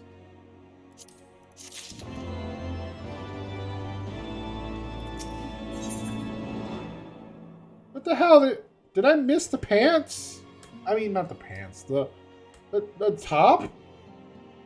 I think I just missed the top. And I wasn't paying attention or something. How are we to carry out this bold endeavor? Even with an army of knights at our backs, a direct assault on the vault seems unlikely to succeed. You are correct, Master Alphino. Not even the assembled might of House Fortop and the Temple Knights will be sufficient. With the support of another party, however, we may yet stand a chance. You speak of one of the other high houses. Precisely the opposite. I speak of the revolutionaries rumored to reside in the Broom. It was these disgruntled Ishgardians who opened the gates of our city to the heretics, I believe. But of course, if their hatred of the Holy See drove them to such deeds, they might well be persuaded to assist in Sir Emeric's rescue, knowing the truth he would lay bare. Such is my hope, Master Alphino, and I would have you and Syphuin reach out to them. As a Temple Knight and sworn servant of the Holy See, any overtures I make are doomed to fail. But as outsiders, the two of you may receive a warmer welcome. Very well. We shall seek out the leader of the revolutionaries and make our case. My thanks. Justinian, will your brothers heed your command if you order them to stand aside? The dragoons have no love for politics, my lady. They will gladly watch and wait while the highborn fight amongst themselves. How very wise. Syphuin, we should hurry to the Forgotten Knight. Tataru may have knowledge of the revolutionaries.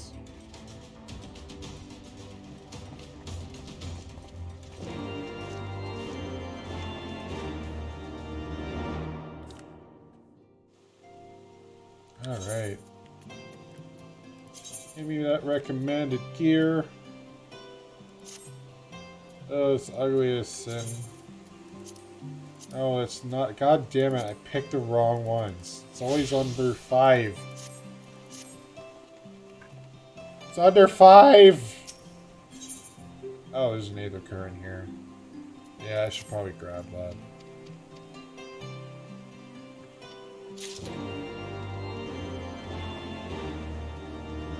I think I know what that's for. That one particular one is for. It's for the Sea of Clouds.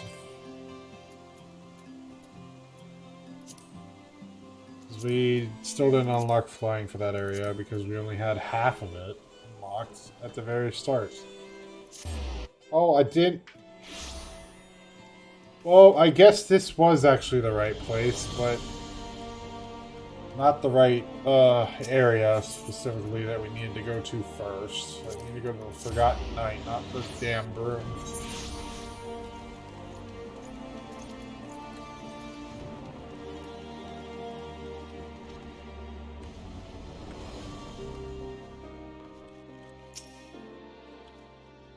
Syphuin, Alphino! Gods, I've been worried sick. It's good to see you. And you, Tataru, how did you manage to escape the chaos in the streets? Gabrielant and the others barricaded the doors until the heretics left. No one was harmed, thankfully. But what of you two? What came of your journey? Yeah, so a lot's happened since we left you. You're not serious. What was Sir Emmerich thinking? I mean, the way you two talk about him, I wouldn't have believed. Anyway, I've heard rumors of the people you're looking for, but I doubt they'll be much of use. The only thing I can say with certainty is that they're led by someone called the Mongrel. A queer moniker, if I ever heard one. Mayhap it will make the individual in question easier to find. Come, let us all make inquiries below.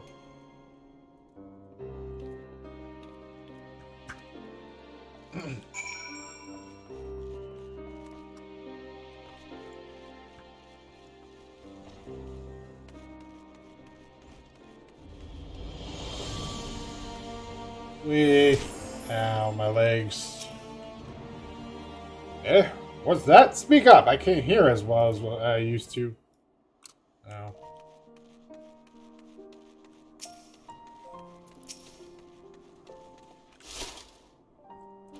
I don't know a goddamn thing about the mongrel, but if I did, you can be sure I wouldn't tell you. What are they throwing at? Are they throwing it at me? Oh, you little buttholes! You are throwing snowballs at me. What the hell?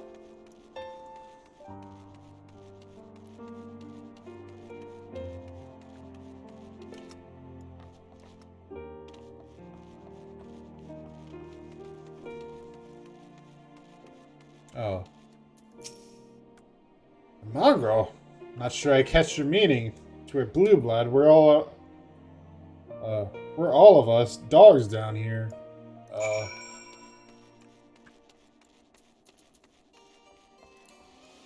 Alright.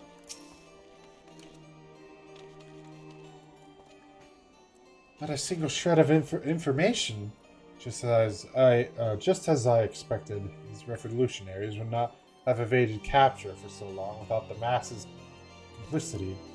So it is good to know that Tataru's ears are as sharp as ever. I don't have the pants. Give me more monies! Oh, there's the damn body armor. What the hell? I was wondering where the hell it was. Frustrating though it may be, we must press on. While I continue... What the hell is that? Continue speaking with the people of the Broom. Why not go and see if Gilbrant knows all to value? As the proprietor of the Forgotten Knight, surely he must have heard whispers of the mongrel before. You can only hope that he will be more forthcoming than the others.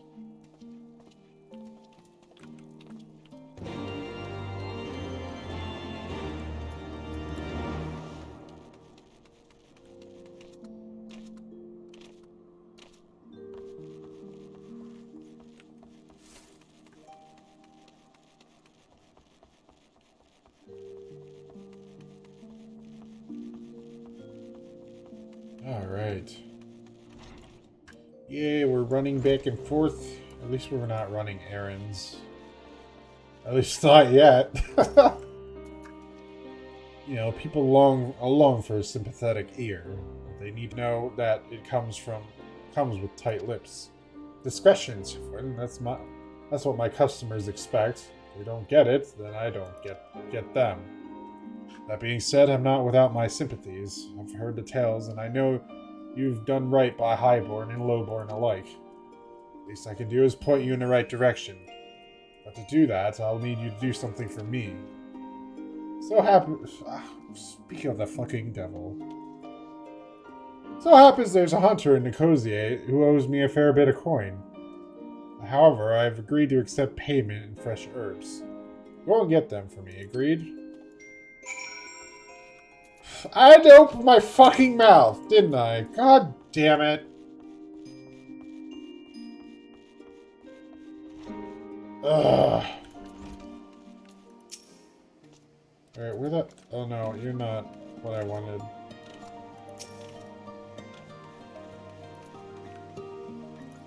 Yeah, it's right here. Jules Cozier.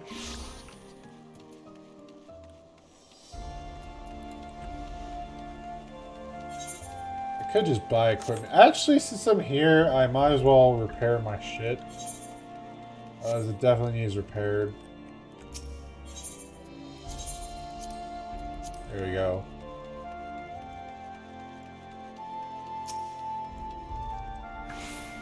So you're Gabrielant's errand girl. Good, good. How's he doing? Same as always, right? Right. Any road, I hope he appreciates how much trouble I had to go through on account of his bloody herbs. Tell him to enjoy them while they last, because I doubt I'll be able to find any more next year.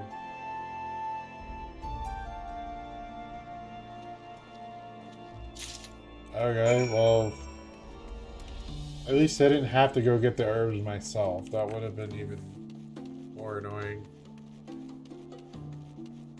Hey, what the hell? The person's wearing the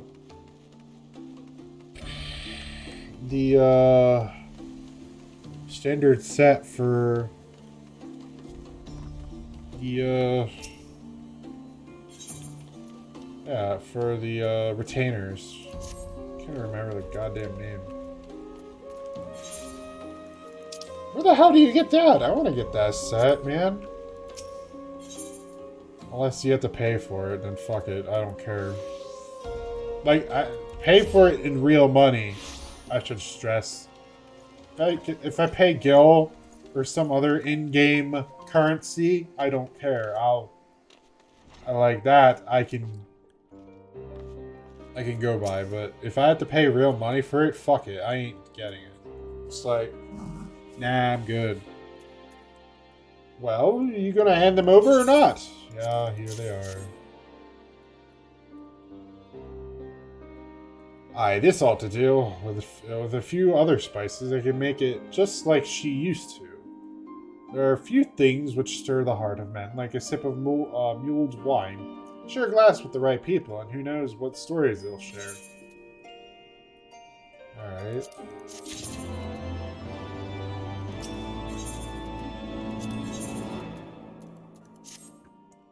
Now that I think on it, there's a woman I know who's rather fond of this blend. Hyretha. Hyretha is her name, and she resides in the Pillars. She's a maidservant to some noble house or another. I forget. Anyway, it'd be a shame if she didn't get to try this wine. Why not give her a bottle?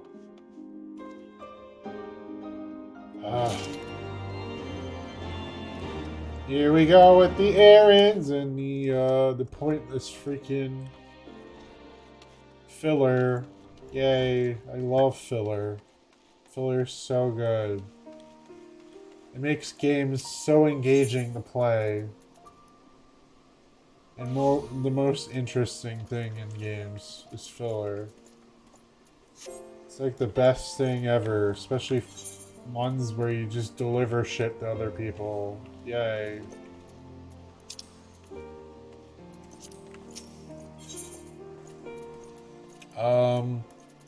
There we go. I was like, where the fuck is it?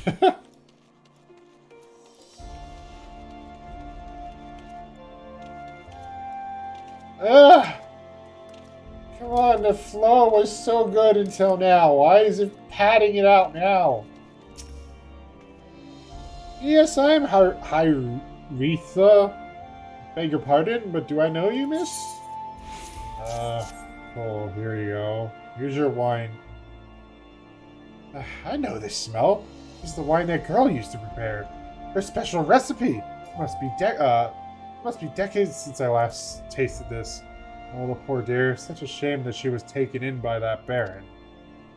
You cut a dashing figure, I'll grant you that. Tall, slender, long of ear. Those dazzling ruby eyes of his were filled with lust. It was not more than infatuation that she felt. What she felt, but she convinced herself it was love, and he couldn't help but take advantage. When her belly started to grow, gods, the scandal! I mean, this is not an uncommon occurrence, but that it was with a hero made it so much. What? But that it was with a hero made it so much. Well. What? I didn't tell you. She was discharged from his service, cast out onto the streets like so much refuse.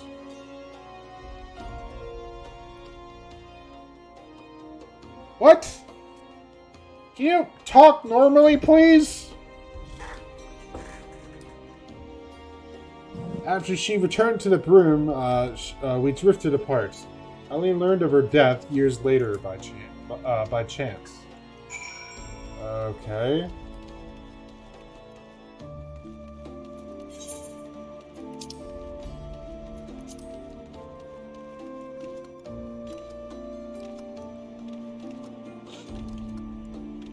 Alright. Let's go down here. It's in the pool. No, that's not the right area. That is... No, I didn't want to... What the hell? Oh, stop it. It's the extra quest. I'm not trying to do the extra quest right now. Alright, there we go. Yay. Do you have any other odd jobs you'd like me to do? So that amorous nobleman beds his servant, then casts her aside when the seed takes root. Not the most original tale, is it? Cold comfort for the women and children who live it though.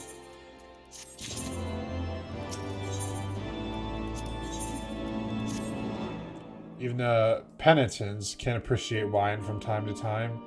Take Geralda de What the fuck is that? How the hell do you say that? For example, surely you've heard of him. I'm just called Gerald. Your name is now Gerald. Was it Geraldo? Geraldo? Is that actually how it's... Oh my god. Surely you've heard of him, no? He's a monk who offers succor to the poorest of the poor in the Broom. A man of many vows, but none which prohibit spirituous beverages. If ever there was a man who deserved a drink, it'd be him. What the hell? Am I a waitress now?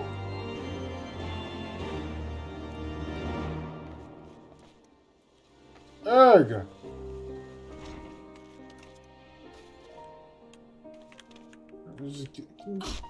Ow.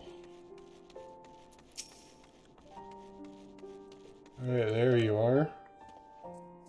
Halone's blessings be upon you, miss. A gift for me?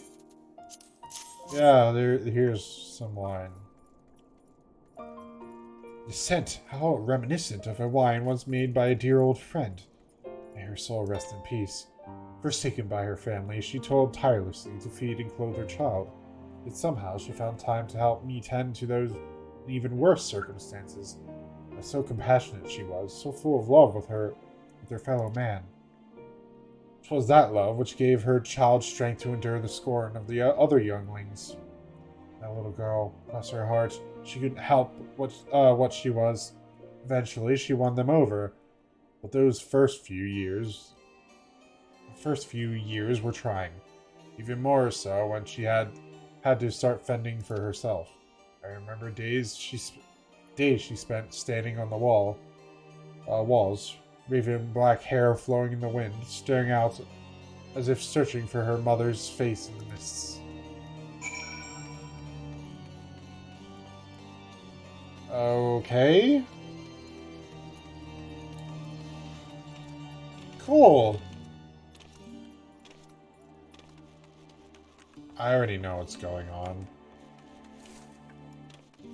They're essentially using these quests to build up a character that we're going to end up meeting, so... Yay!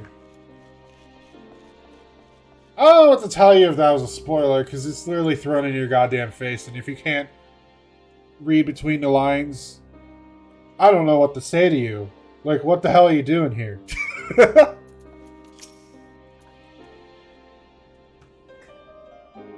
She was a remarkable woman, Syphuin. After everything she was forced to endure, she still remained hopeful for the future, for her daughter's future.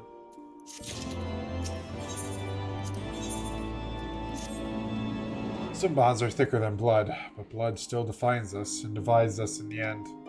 It's the legacy of our parents, Syphuin, and we can't escape it, no matter how hard we try. So the mongrel and her pups chose to embrace theirs, to reclaim it to all and sundry. If you can understand that, then maybe you can find her on your own.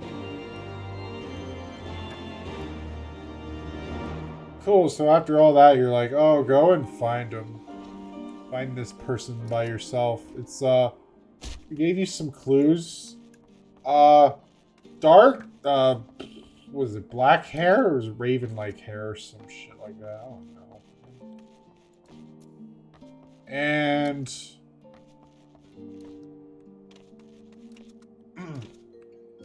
she was like a half Alizin or something? Again, read between the lines of the text of the dialogue.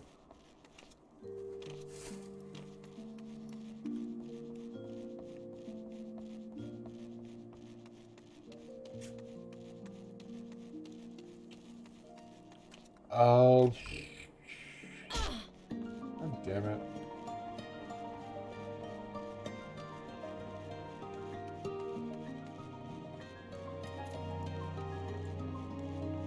Dude, there's only so much I could search. This fucking... Alright, wow, okay, never mind. Right here. So looking for the mongrel? Like I said before, take your pick. Plenty around if you know where to look. Or did you fancy someone specific? I'm looking for a mongrel with ruby red eyes and raven black hair. Looking for a mongrel with raven black eyes, ruby red hair. You can actually mix it up. Who's this one?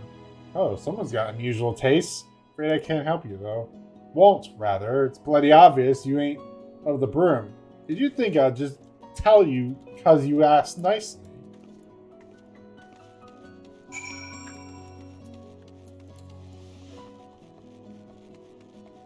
Oh, I gotta go upstairs again.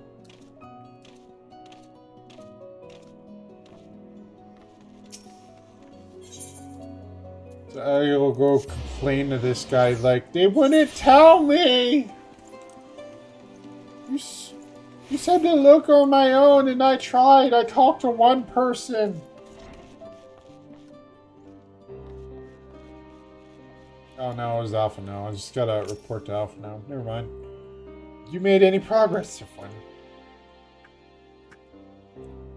Well, I know a little bit about what they look like.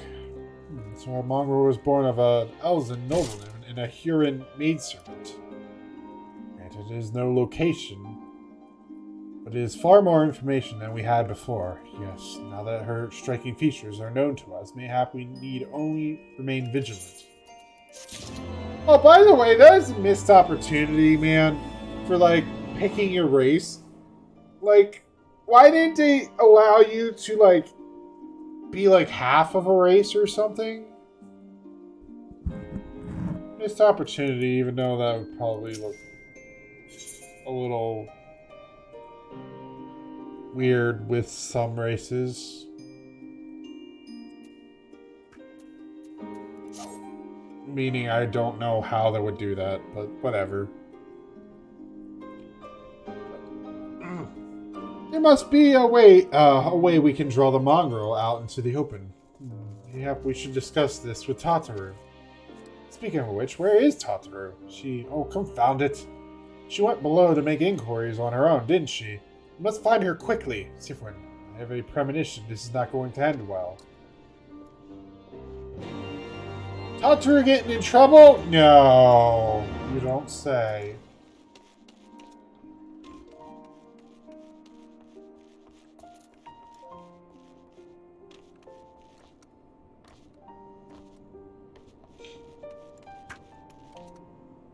Yay.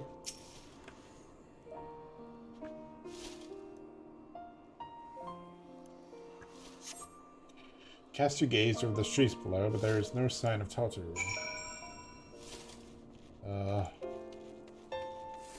I guess I got the high ground. That's something at least, I think.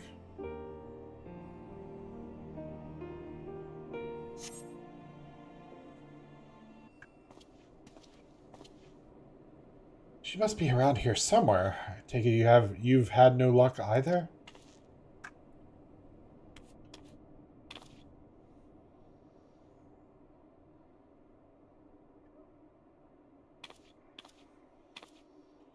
Oh, I'm sorry, I forget I said anything! Wait, down there! Is that Tataru?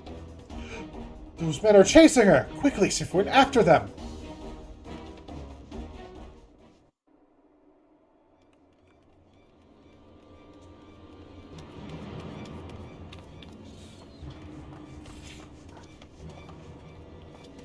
Where do you think you're going, Missy? I'm sorry, I didn't mean to offend. What's going on here? What's it to you, boy? Piss off. Hold on. I've seen them around. They're in and out of House 4 Tom's Manor all the time. Oh, I see. Skulking about at your highborn master's bidding, eh? Bloodhounds hoping to catch a whiff of heresy, is that it? You are quite mistaken, I assure you. We came here to help. And if you know what's good for you, you will let us pass. Haha! Listen to the pups yapping. Come here, boy. I'll give you cause to yelp. Enough! Leave threatening women and children to our betters. We don't have the knack.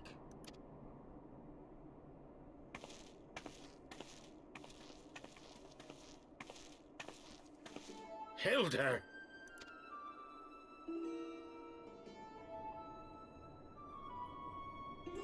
Lay a finger on the Blue Blood's pups, and you're like to lose the hand.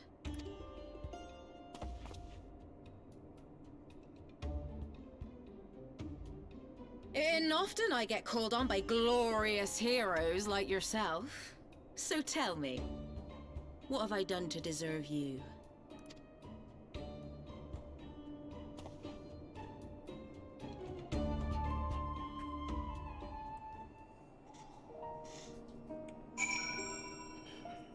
Whew. It's like, we need backup.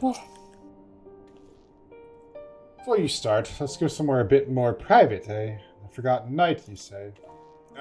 The Forgotten Knight, say?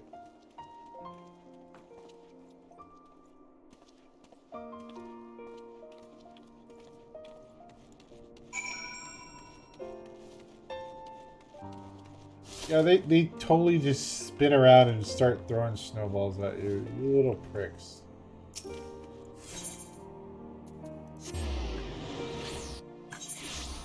Stop throwing it at me, god damn it. It's cold. That one had a rock in it. It hurt.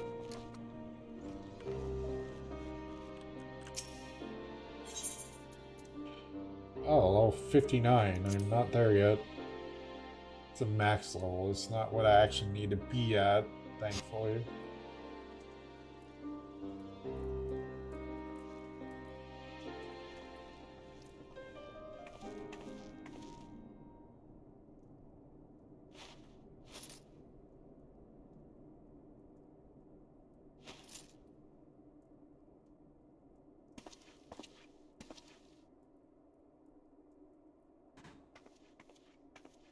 Just bribing them to close down? We can have a private talk?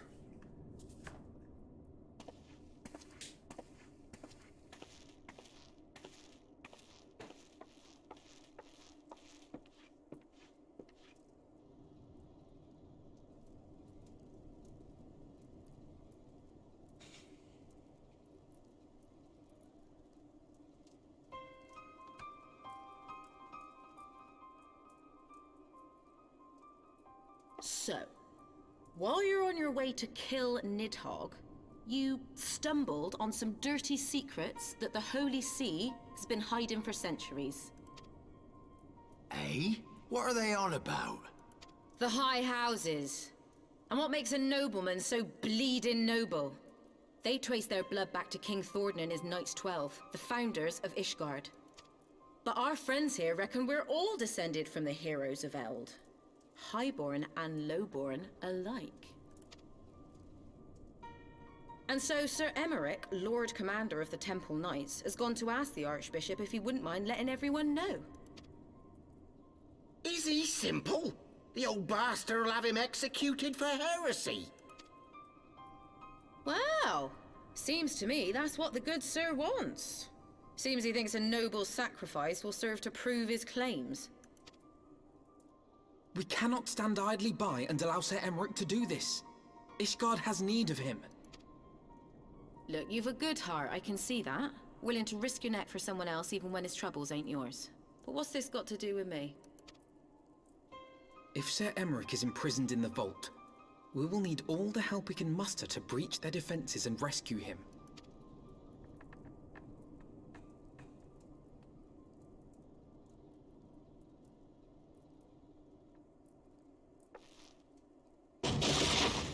What in the hell's?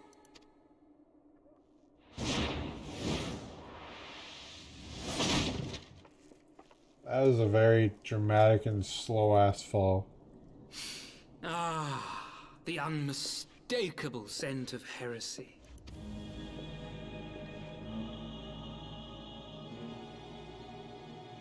And what do we have here? The honored guests of House Forton consorting with the Queen of Rats.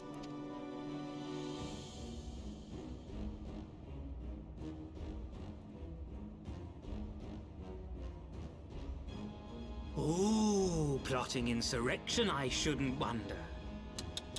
That won't do. Sickness is wont to fester and spread. It must be burnt out ere the infection takes hold. I reckon Sir'd be happy to wield the irons himself. Well, so happens I've got irons of my own.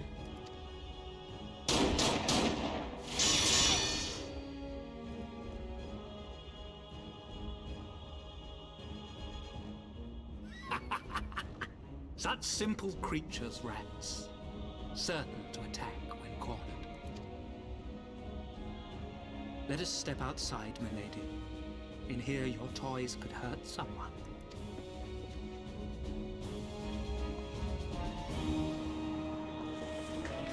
Ugh.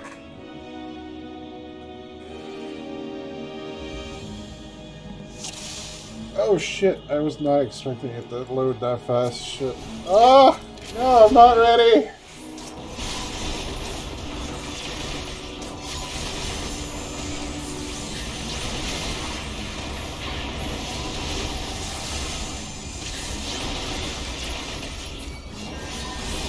Right there!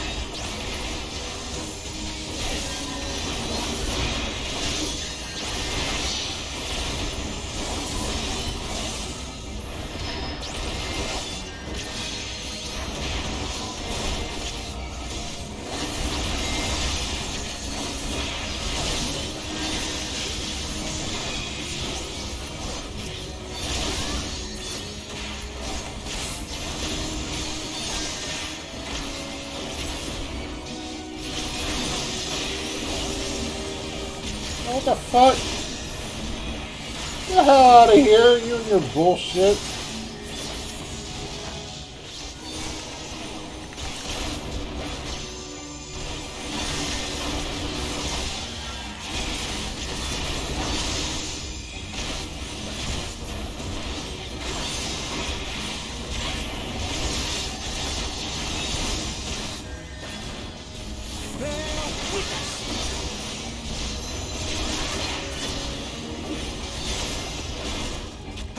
Guide my sword!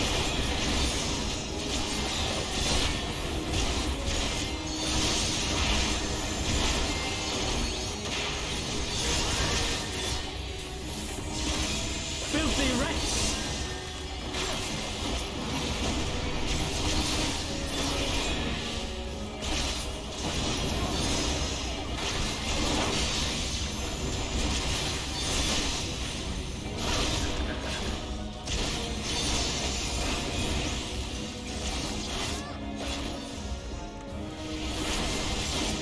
Oh, I can't fight that person. Alright.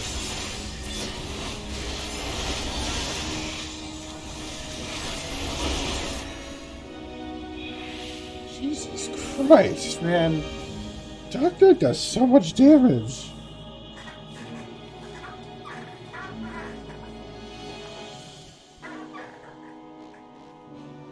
There's no denying your gifts. A well-deserved reputation indeed.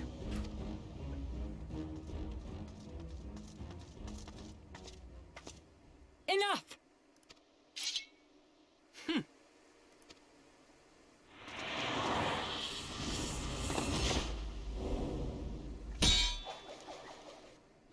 The fuck is that shit? What?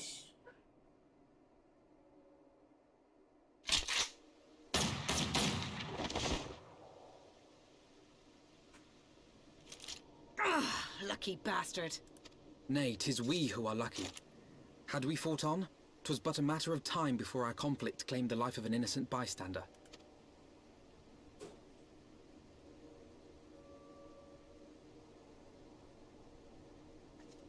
I thought the Heavensward might come here as well. They came to the Temple Knights' headquarters. Aye. Sir Grinno announced that the Lord Commander had been imprisoned under suspicion of heresy, and that the Heavensward had been granted full authority in his stead. Then the Heavensward now commands the Temple Knights. Those still loyal to Sir Emmerich answer to me. Alas, that amounts to but half our number. The other half, who opposed his promotion to Lord Commander, have gathered at the vault as ordered. Bolstering the guard already, eh? If I didn't know any better, I'd say you were expected. I take it you're in charge around here? Hilda. And yes, the young master was just persuading me to join his lost cause. Convincing little beggar, isn't he?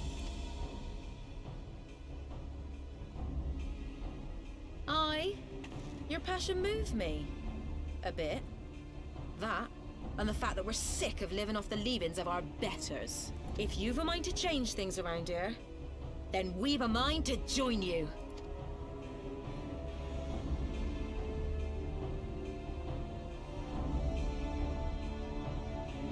Alright, now we got a new ally.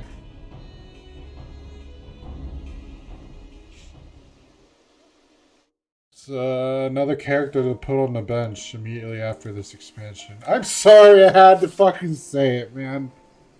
Like...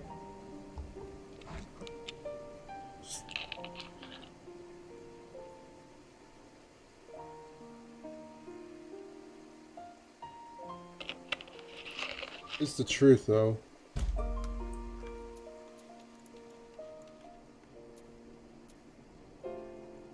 Just wait.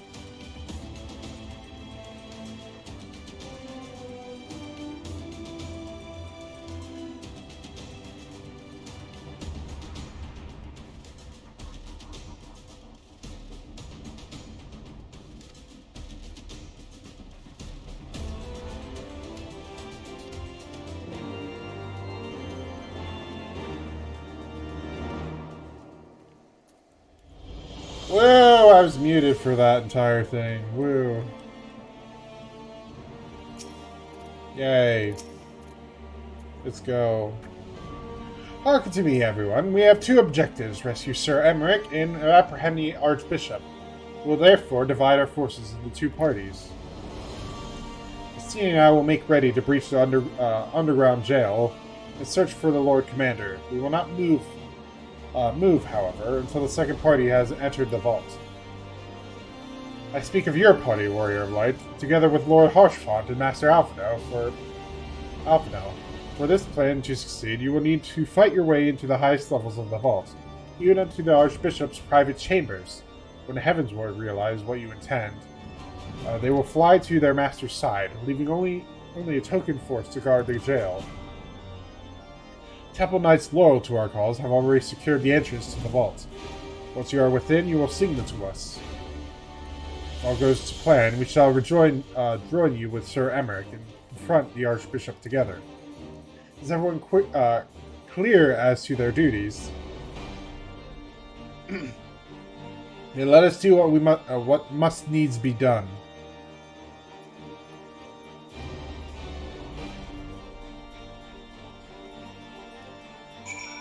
Yay. Alright.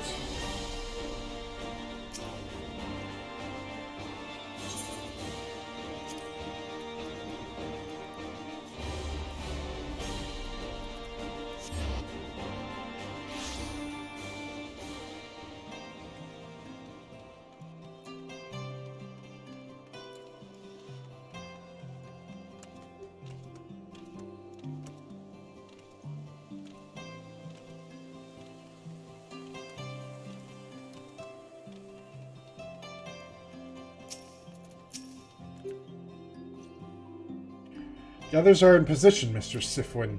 I will send word once you and your party have entered. We unlocked the vault! Can I even go in it, actually? What level is the vault again? I don't remember. It is 57, but just barely.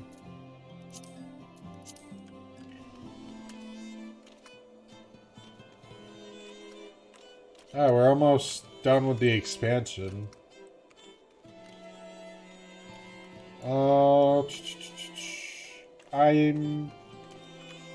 You know what? I'm gonna hold off on doing that. Cause, I'm so pissed that I muted my stupid mic and forgot to unmute. Why does that always happen? Well, at least I found it before anything major happened.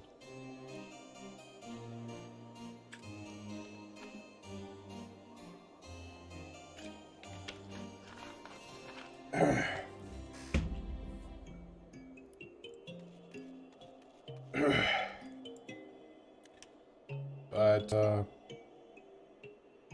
anyways, I think it's time I call it a wrap, and I think next week I'm going to attempt to finish this game, but I don't know. Like, finish the base game, like 3.0. Finish 3.0. That's the plan for next week.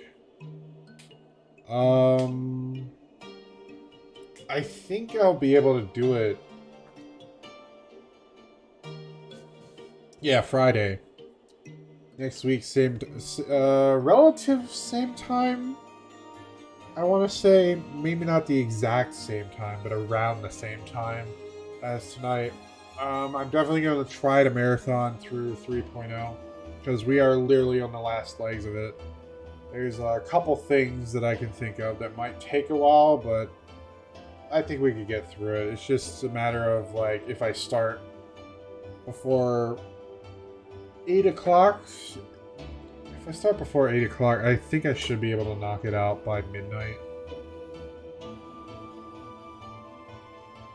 So, I'm hoping I can do that, because it's going to be really lopsided if I end up